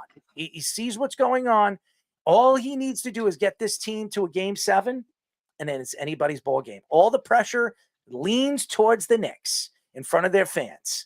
And I'm going to tell you, I'm going to take the veteran team that's been there before than the young team that is sitting. I don't want to hear, well, Jalen Brunson's a veteran. He's 26 years old. He never won anything. Either is Joel Embiid, but Joel Embiid every year is playing in the second round. They can't get to the Eastern Conference Finals, but they always can get into the second round. This is embarrassing. This is embarrassing. I don't care what anybody says. And you know what? It's so funny because I speak to a lot of Knicks fans, and you guys can make jokes all you want. He's great, all this other stuff, and you guys can mock everything that I'm saying. If the Knicks win the game, you guys will be, say, you see, Arrow, you see. But if the Knicks lose the game, you'll find a way to make an excuse. And there's no excuse to this. This is bad coaching. Bad coaching. No, Keith, the 76ers do not have more talent. They have their best So- player when healthy, but not the more talent. I don't know if they have the So- best player from this year. I think Jalen Brunson's the better player. Well, this year, yeah. I'm talking about like talent-wise overall. Yeah, That's well, what you're saying. I think Tibbs, if it's me, and my man defense and my switching is getting beat, and because that's what it is. You're absolutely right, Errol. They always bring a second guy over once Embiid makes his turn with his shoulder to front him, and then they have to go ping, ping, ping, ping to get to the open guy for 3, and they've been doing it all game, and those guys have been hitting the shots, so they've just been doing it over and over and over again. So what do you do as a coach? You got to throw a zone at them and change up what they're trying to do. You have to get them out of what they're comfortable with. Now, I don't know if Tibbs does that, to be honest with you, that often. But I just know from a tactic stance from basketball, and I didn't coach very high level basketball at all, but I have some. And I just know that I always, if they're beating me with something, switch the defense. Make them try to beat you a different way. Don't let them be so comfortable so that they're just used to doing it over and over and over again. Because that's what it looks like right now, man. This is embarrassing. And I'm telling you, it's on national television. It's at 9:00. There's nothing else to watch. And now you have all the Knicks fans, and even, like Snug. I don't care what Snug says, because Snug will agree to anything anybody else says besides me. I know how Snug is. Snug will sit there and go, yap his mouth. Anything that's against what I have to say, Snug will agree against it. So I could care less what Snug says. Keith, you make valued points, but just because they have Maxey and Embiid, the all-around talent, the Knicks have the better all-around talent. They have the better all-around players. They might have the two. I mean, Jalen Brunson's probably the second best player in this series. But they probably have the two best out of the 3. But all-around talent, the Knicks have the better all-around talent. And as far as I'm concerned, I don't want to hear any excuses for the Knicks fans, including you, Keith. If the Knicks lose this series when they were up 3-1 and they had this series in a bag with 37 seconds left of the game, and Tom Thibodeau should have told Mitchell Robinson and every single player, stay away from fouling and giving them a 4-point play. That's what a coach is supposed to say. That is just as much Tom Thibodeau's fault as it is Mitchell Robinson's. And you want to know something? If they lose this series, if I was the GM of the team, I'm firing him. I'm not extending him. You're going to extend him? Let me ask you a question, Keith. Why didn't they extend him at the end of the season after the great season that he just had? Why do you think? Because I'm going to tell you why. Because the Knicks want to see if they can get over the hump. They were in the second round next year. They were in the second round last year. And now if they lose in the first round and they were up 3-1, if I'm the GM and I'm the assistant GM, I'm sitting in the round table saying, have we gone as far as we can with Tom Thibodeau? The answer would be yes. Why would I extend him? I mean, the Knicks have been doing that for years, extending these coaches and still probably paying them. So why would you do that? That's what I'm saying. And I'm sorry. If I'm running this team and this organization and Tom Thibodeau chokes and he's a choke artist in this series, especially when you had home field advantage, you had a home court advantage in this series, and then you're going to go home to a game 7 and lose at home against a 76er team that's not at 100% healthy. And I don't want to hear that the Knicks aren't 100% healthy. Nobody is. But I don't want to hear about Julius Randle. Julius Randle has been putrid in the playoffs the last 2 years. So even if he was in this game, it wouldn't make a difference. USA Today reports that Mike Trout suffered a torn meniscus in his left knee that will require surgery. The Angels do not believe the surgery will be season-ending, but definitely won't be back until August or September. Trout's contract runs until 2030 season, making $37.1 million per year. Since signing his contract in 2020, Trout has played just 319 games. Stephen A. Smith took shots at Trout saying, how the hell is he always injured? And it drives him nuts when baseball players get hurt. He added, it's crazy that baseball players get hurt so often this season because it isn't a physical game. It's not a physical sport like football and boxing. Mike Trout is an injury-prone player. He's close to 30 now. It's all downhill now. Mike Trout is probably going to be traded sometime in the next 2 years. I know he doesn't want to leave the Angels. If he does leave, he'll probably want to go back east, closer to Philadelphia, where his home is and where he's brought up. New Jersey. I think he was brought up in New Jersey, but he was always a Philadelphia Phillies fan, a Philadelphia 76ers, an Eagles fan. And that's where that's the place he grew up around. But Stephen A. Smith obviously doesn't know anything about baseball, so I don't know why we're hearing Stephen A. Smith have any thoughts about specifics in baseball. Now, Mike Trout is an injury-prone player, but Mike Trout, if he were to retire right now, he's a Hall of Famer. Oh, yeah. He's a Hall of Famer. He's done enough in his baseball career. He's been as elite in an 8-year span as any player we've ever seen. Okay. Now, in the last 4 to 5 years, it hasn't been good for him.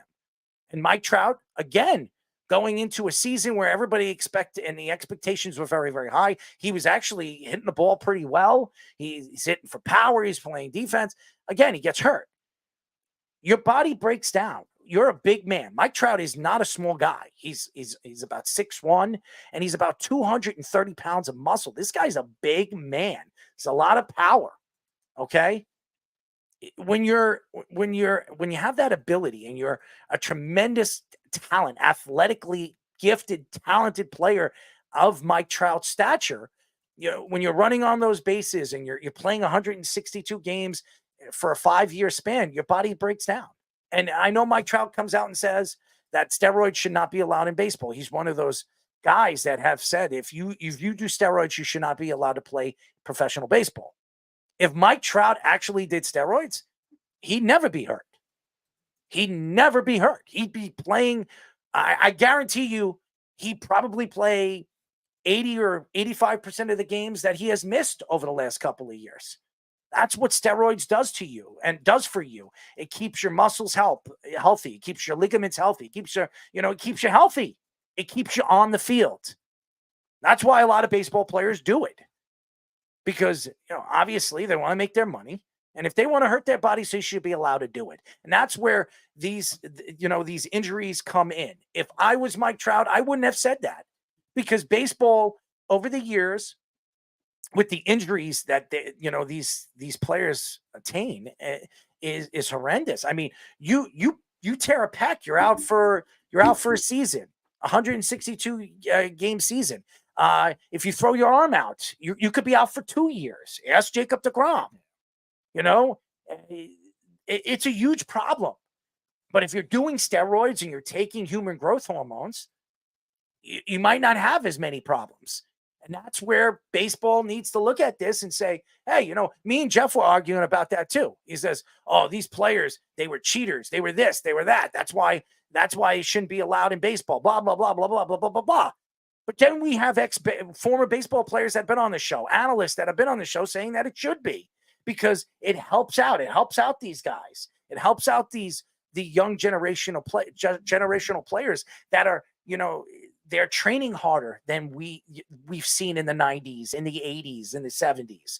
The facilities of, the way they work out, it's completely different than it was. Yeah, and you also look at the body types of these players now. A lot of baseball teams now draft players based on the best athletes in college baseball, which is a whole different format with the way it works. They prioritize a lot of different things, but they're not drafting as much for position, because they could just, if they're the shortstop of that particular team, the most athletic player, or they are the third baseman of that particular team, like on that side of the infield, they'll make it work to try to they'll use the metrics to get the other positions down. And I think that's a lot of the reasons why a lot of these bigger athletes that are trying to be used for speed are getting hurt more often. And we talked about it yesterday with tight ends. Tight ends that are trying to be used faster now, I've gotten a lot more injury issues in the NFL, because they're trying to be used as faster, bigger wide receivers or faster tight ends. And the same kind of thing with Mike Trout. Mike Trout's a center fielder that's bulky, 6'3", 235-pound guy or something like that, being used in center field a lot more than he should later in his career, when the Angels aren't really going anywhere. And we know the Angels are just dysfunctional as hell anyway,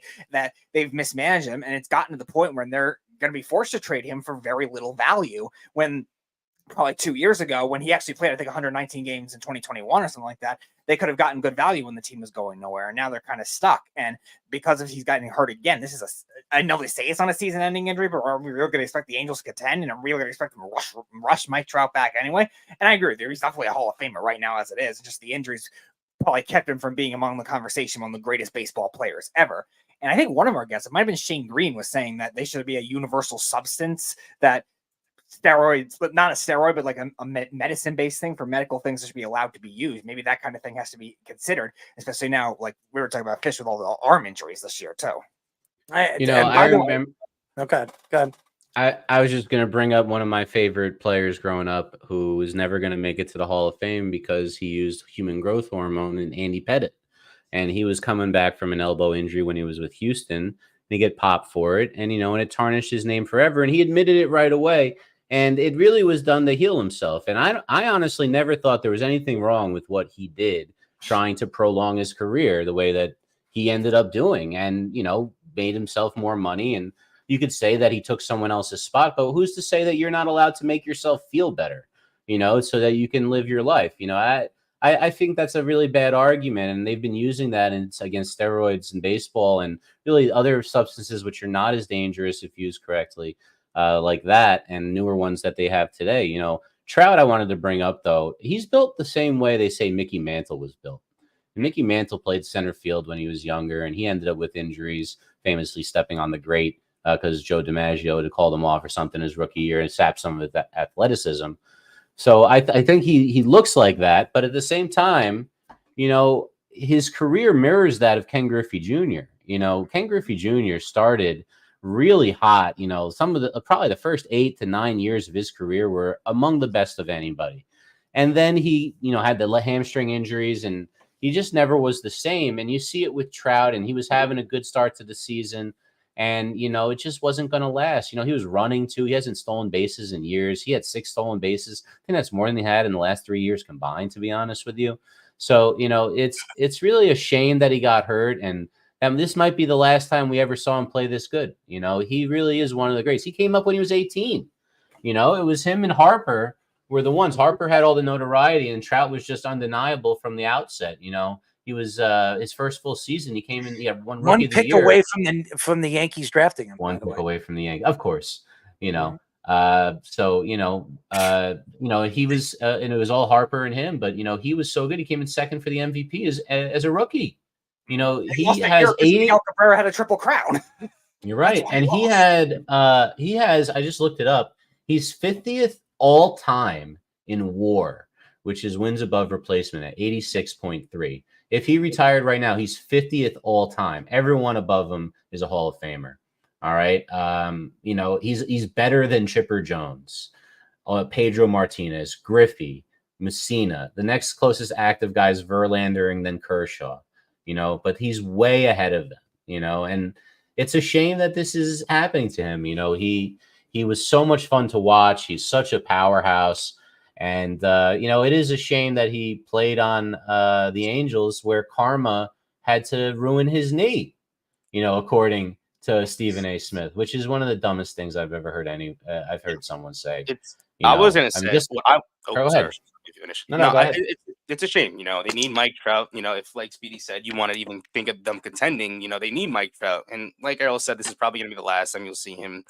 And, it's sad because, he does want to win for this team. And especially ever since Ohtani left this offseason.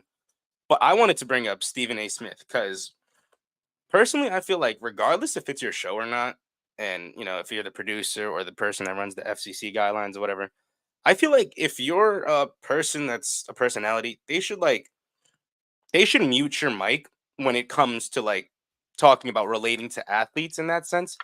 Only because who is Stephen A. to be saying that it's not a physical sport? Stephen A., you guys want to know what Stephen A's athletic experience is? He averaged 1 point per game in his college basketball team. What the hell? You are here to say that it's not as physical as boxing or as football. This dude tore his ACL during All-Star weekend when he was guarding up Micah Parsons, who isn't even a basketball player. So there's more reps though with everything, and it's a longer season, so exactly. It still adds up on you. Exactly. This dude, Mike Trout, is passionate. He's a guy that's played for a bad team for over 11 years. And without a doubt, like you guys were just mentioning, he'll put his body on the line if it means that his team is going to be contending. So the fact that he has so much to say about an athlete, and I don't know why he's even trying it. Don't try it. You can't relate. It doesn't make a lot of sense to me. Yeah, well, consistent reps too. The average plate appearance, you're not swinging every time, but you're still swinging the bat probably 3 or 4 times on average in a plate appearance. That's going to add up to get 4 or 5 at bats a game, plus all the games you play in a season. You're not going to play every game, but most of the games, it's still doesn't have anything to do with it. He's a big man. Okay. Just like Aaron Judge, he's going to break down. Yeah. Aaron Judge is 31 years old, 32 years old. He signed a 9-year deal with the Yankees. The only reason why the Yankees gave him a 9-year deal is because he was going to be the next captain, and they wanted him to be a Yankee for life. If they didn't give him the 9-year deal, he goes to San Francisco and he finishes his career in San Francisco. That's why the Yankees gave him a 9-year deal. But everybody knows that Aaron Judge, he's 6'8", he's 280 pounds, because he's muscular, because he has all that weight.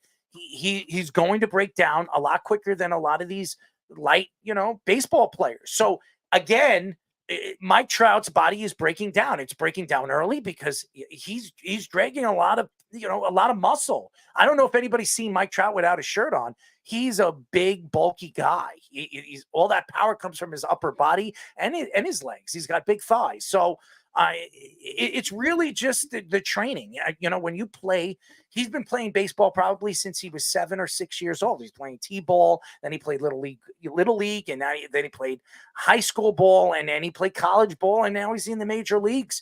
Your body breaks down. That we speak about this. Max Scherzer's been, he's been an intricate part of why pitchers, over the years and have complained about what the torque of their arms and the training of your arms and how you train yourself and how you build your body a different way, and you train your body in different forms of way in the off season, not throwing your arm out, not using your arm as much. As you hear, Max Scherzer says he doesn't throw a ball at the end of the season until the end of Christmas, closer to spring training. And that's the reason why is you're burning your arm out. Some guys, they play in winter leagues. They go overseas. They go to Puerto Rico. They go to the Dominican Republic, and they play because they don't want to. They want to make sure that they're ready for the baseball season.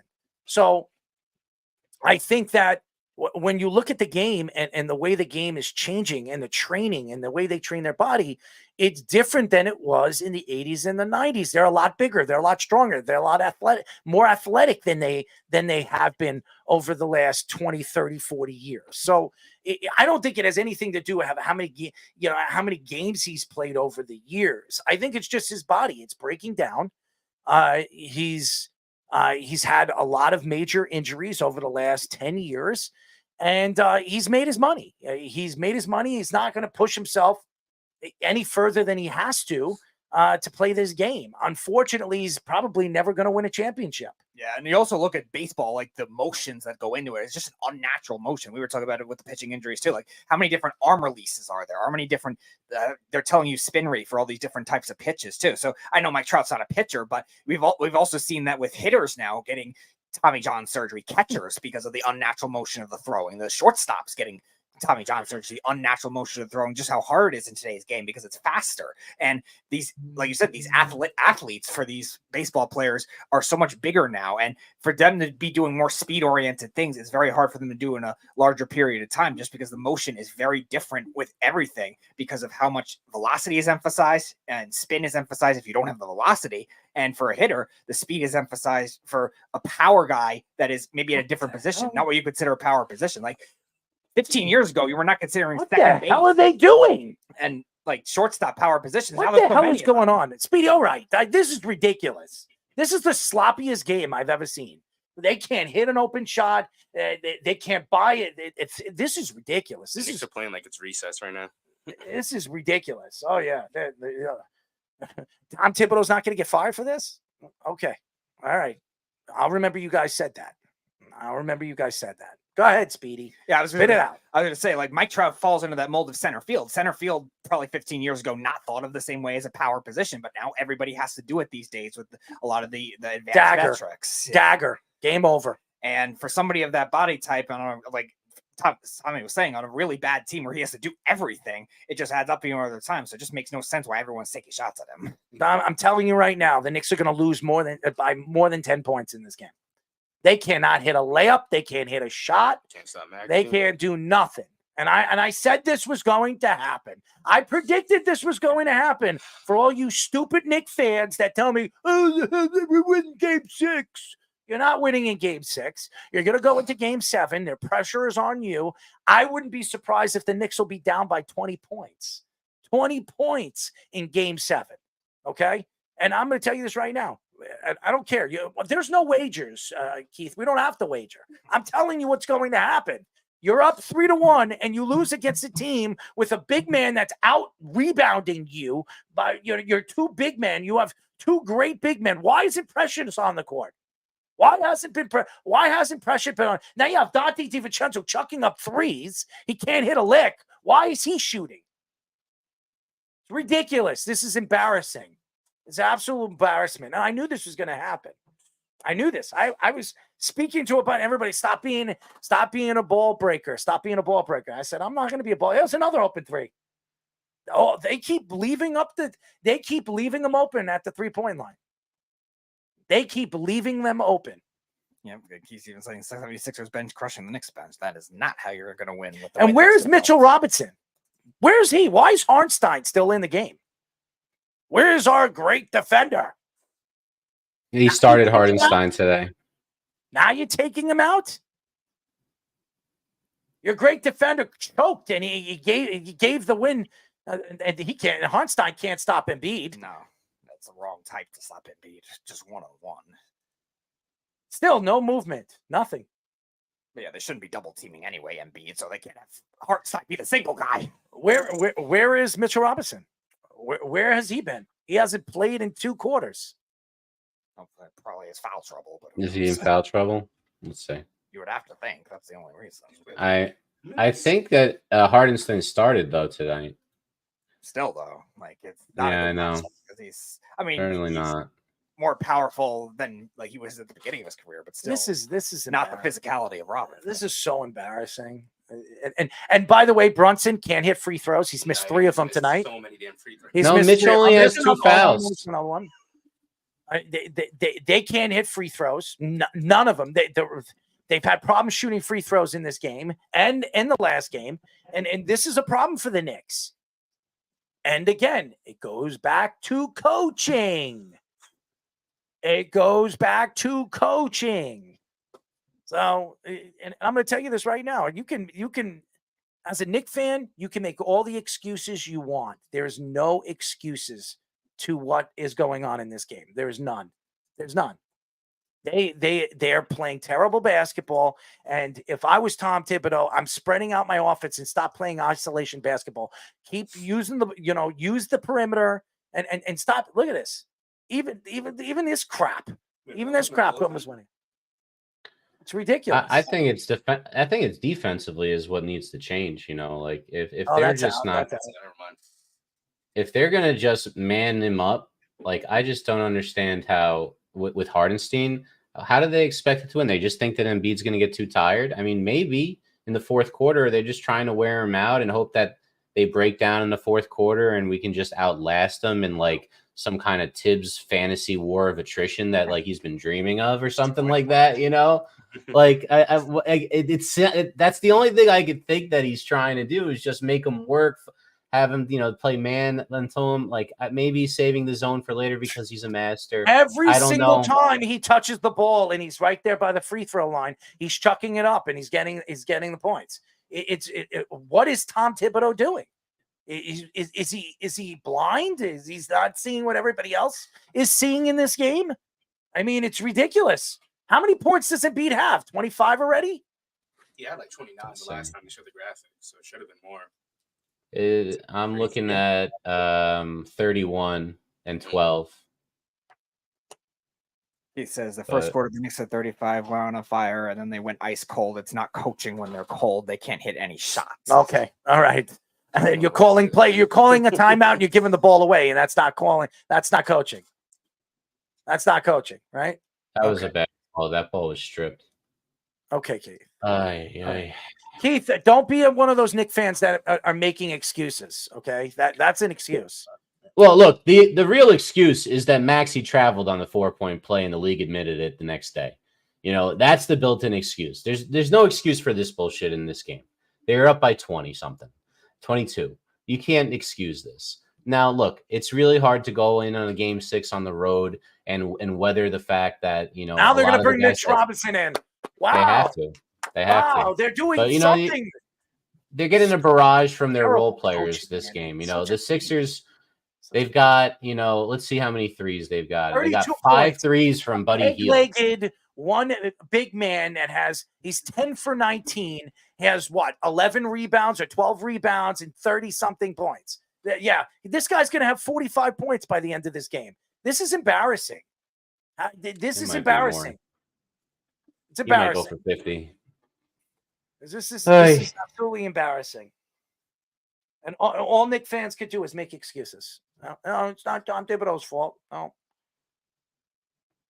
It's not Tom Thibodeau's fault. And they are fouling, by the way. They are fouling. And they're not calling fouls against the 76ers. Look at that. He's driving his shoulder inside, and they're not calling. They finally call a foul.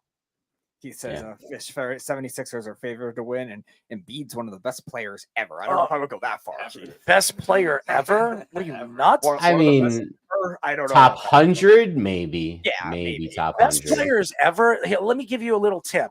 He's the only big man in NBA history to win an MVP that's never played in the Eastern Conference Finals. Okay, he's not one of the best big men ever. He's not even close. He hasn't even passed the second round. Like you said, he hasn't gone. He's the only big man in NBA history to win an MVP that's never played in an Eastern Conference Finals. He's the only one. Okay, so he's the only big man to use Bell's palsy as an excuse for a flagrant foul holding someone's legs and trying to injure them. I've never seen anything like that, where he deflected from his actions. He is not top 50 of all time. I mean, 100 maybe, but when he's all done, if he wins a title, maybe, but I don't think you can put him there yet. He missed. Look, Mitch Yeah. Mitch comes into the game and he misses an open jump shot because he actually he's longer. Mitch is a longer player than Hartenstein. Mitch is a problem for him. You know, it's a really bad matchup for him. I think the plan is to use Mitch now and in the top of the fourth and try to wear Embiid out so that they can go offense with Hardenstein and have him be on the floor for the end of the game. You know, and I think that's what they have to do. I mean, logically that makes sense. I mean, they're just going to try to make Embiid, tire out. Just have him. I guess this is the rope-a-dope. This is the Tibbs rope-a-dope game. He's rope-a-doped you, Errol. All he's doing is he's just having him punch himself out. Like, what's his name? Foreman in the Thriller in Manila. That's what's going on right now. This is Tibbs's Thriller. What drugs are you on? Not good enough ones. What are you smoking? Errol looks so unamused. This is Fish we're talking about, not Kenny. I already know what's going to happen in this game. Okay, I've spoken, and when it happens, and we go to a game 7 on Saturday, I'm not watching game 7. So everybody knows I am not watching game 7 because I already know what's going to happen. I'm telling you what's going to happen. So everybody, I watched all over Twitter. Game 6 is ours. Game 6.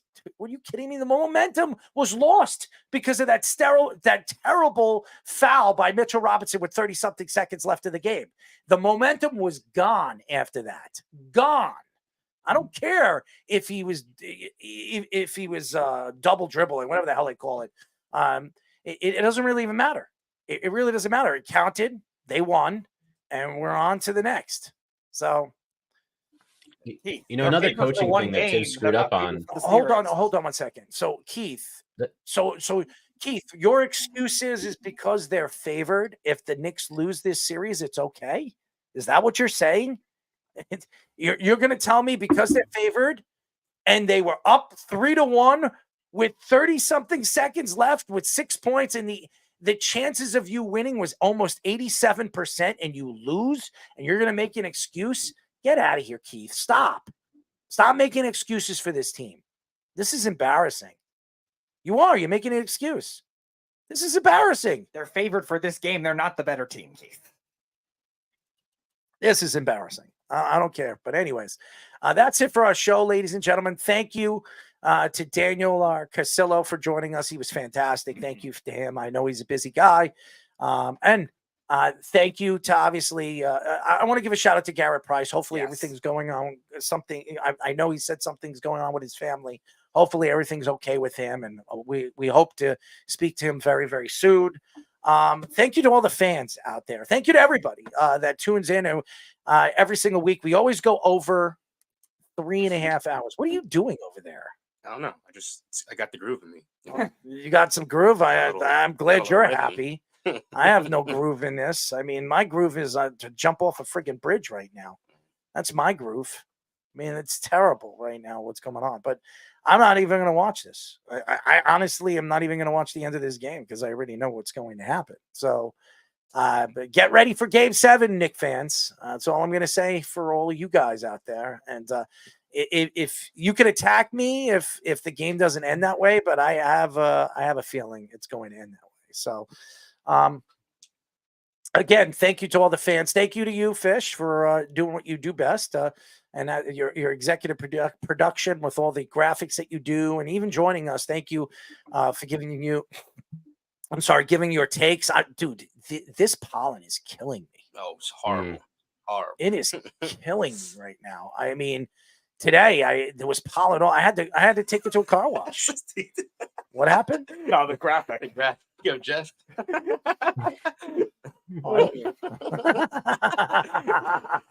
Dude, Fish is just like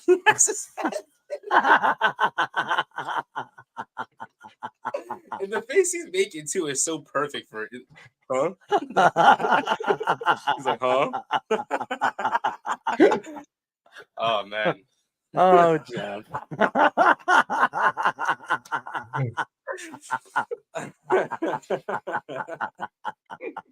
That's a good one. That's pretty funny, actually. It's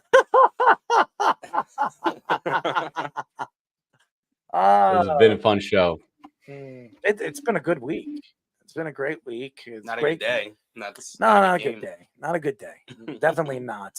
I mean, finally, Mitch is actually using his damn body. I mean, finally, it's about time Mitch does something.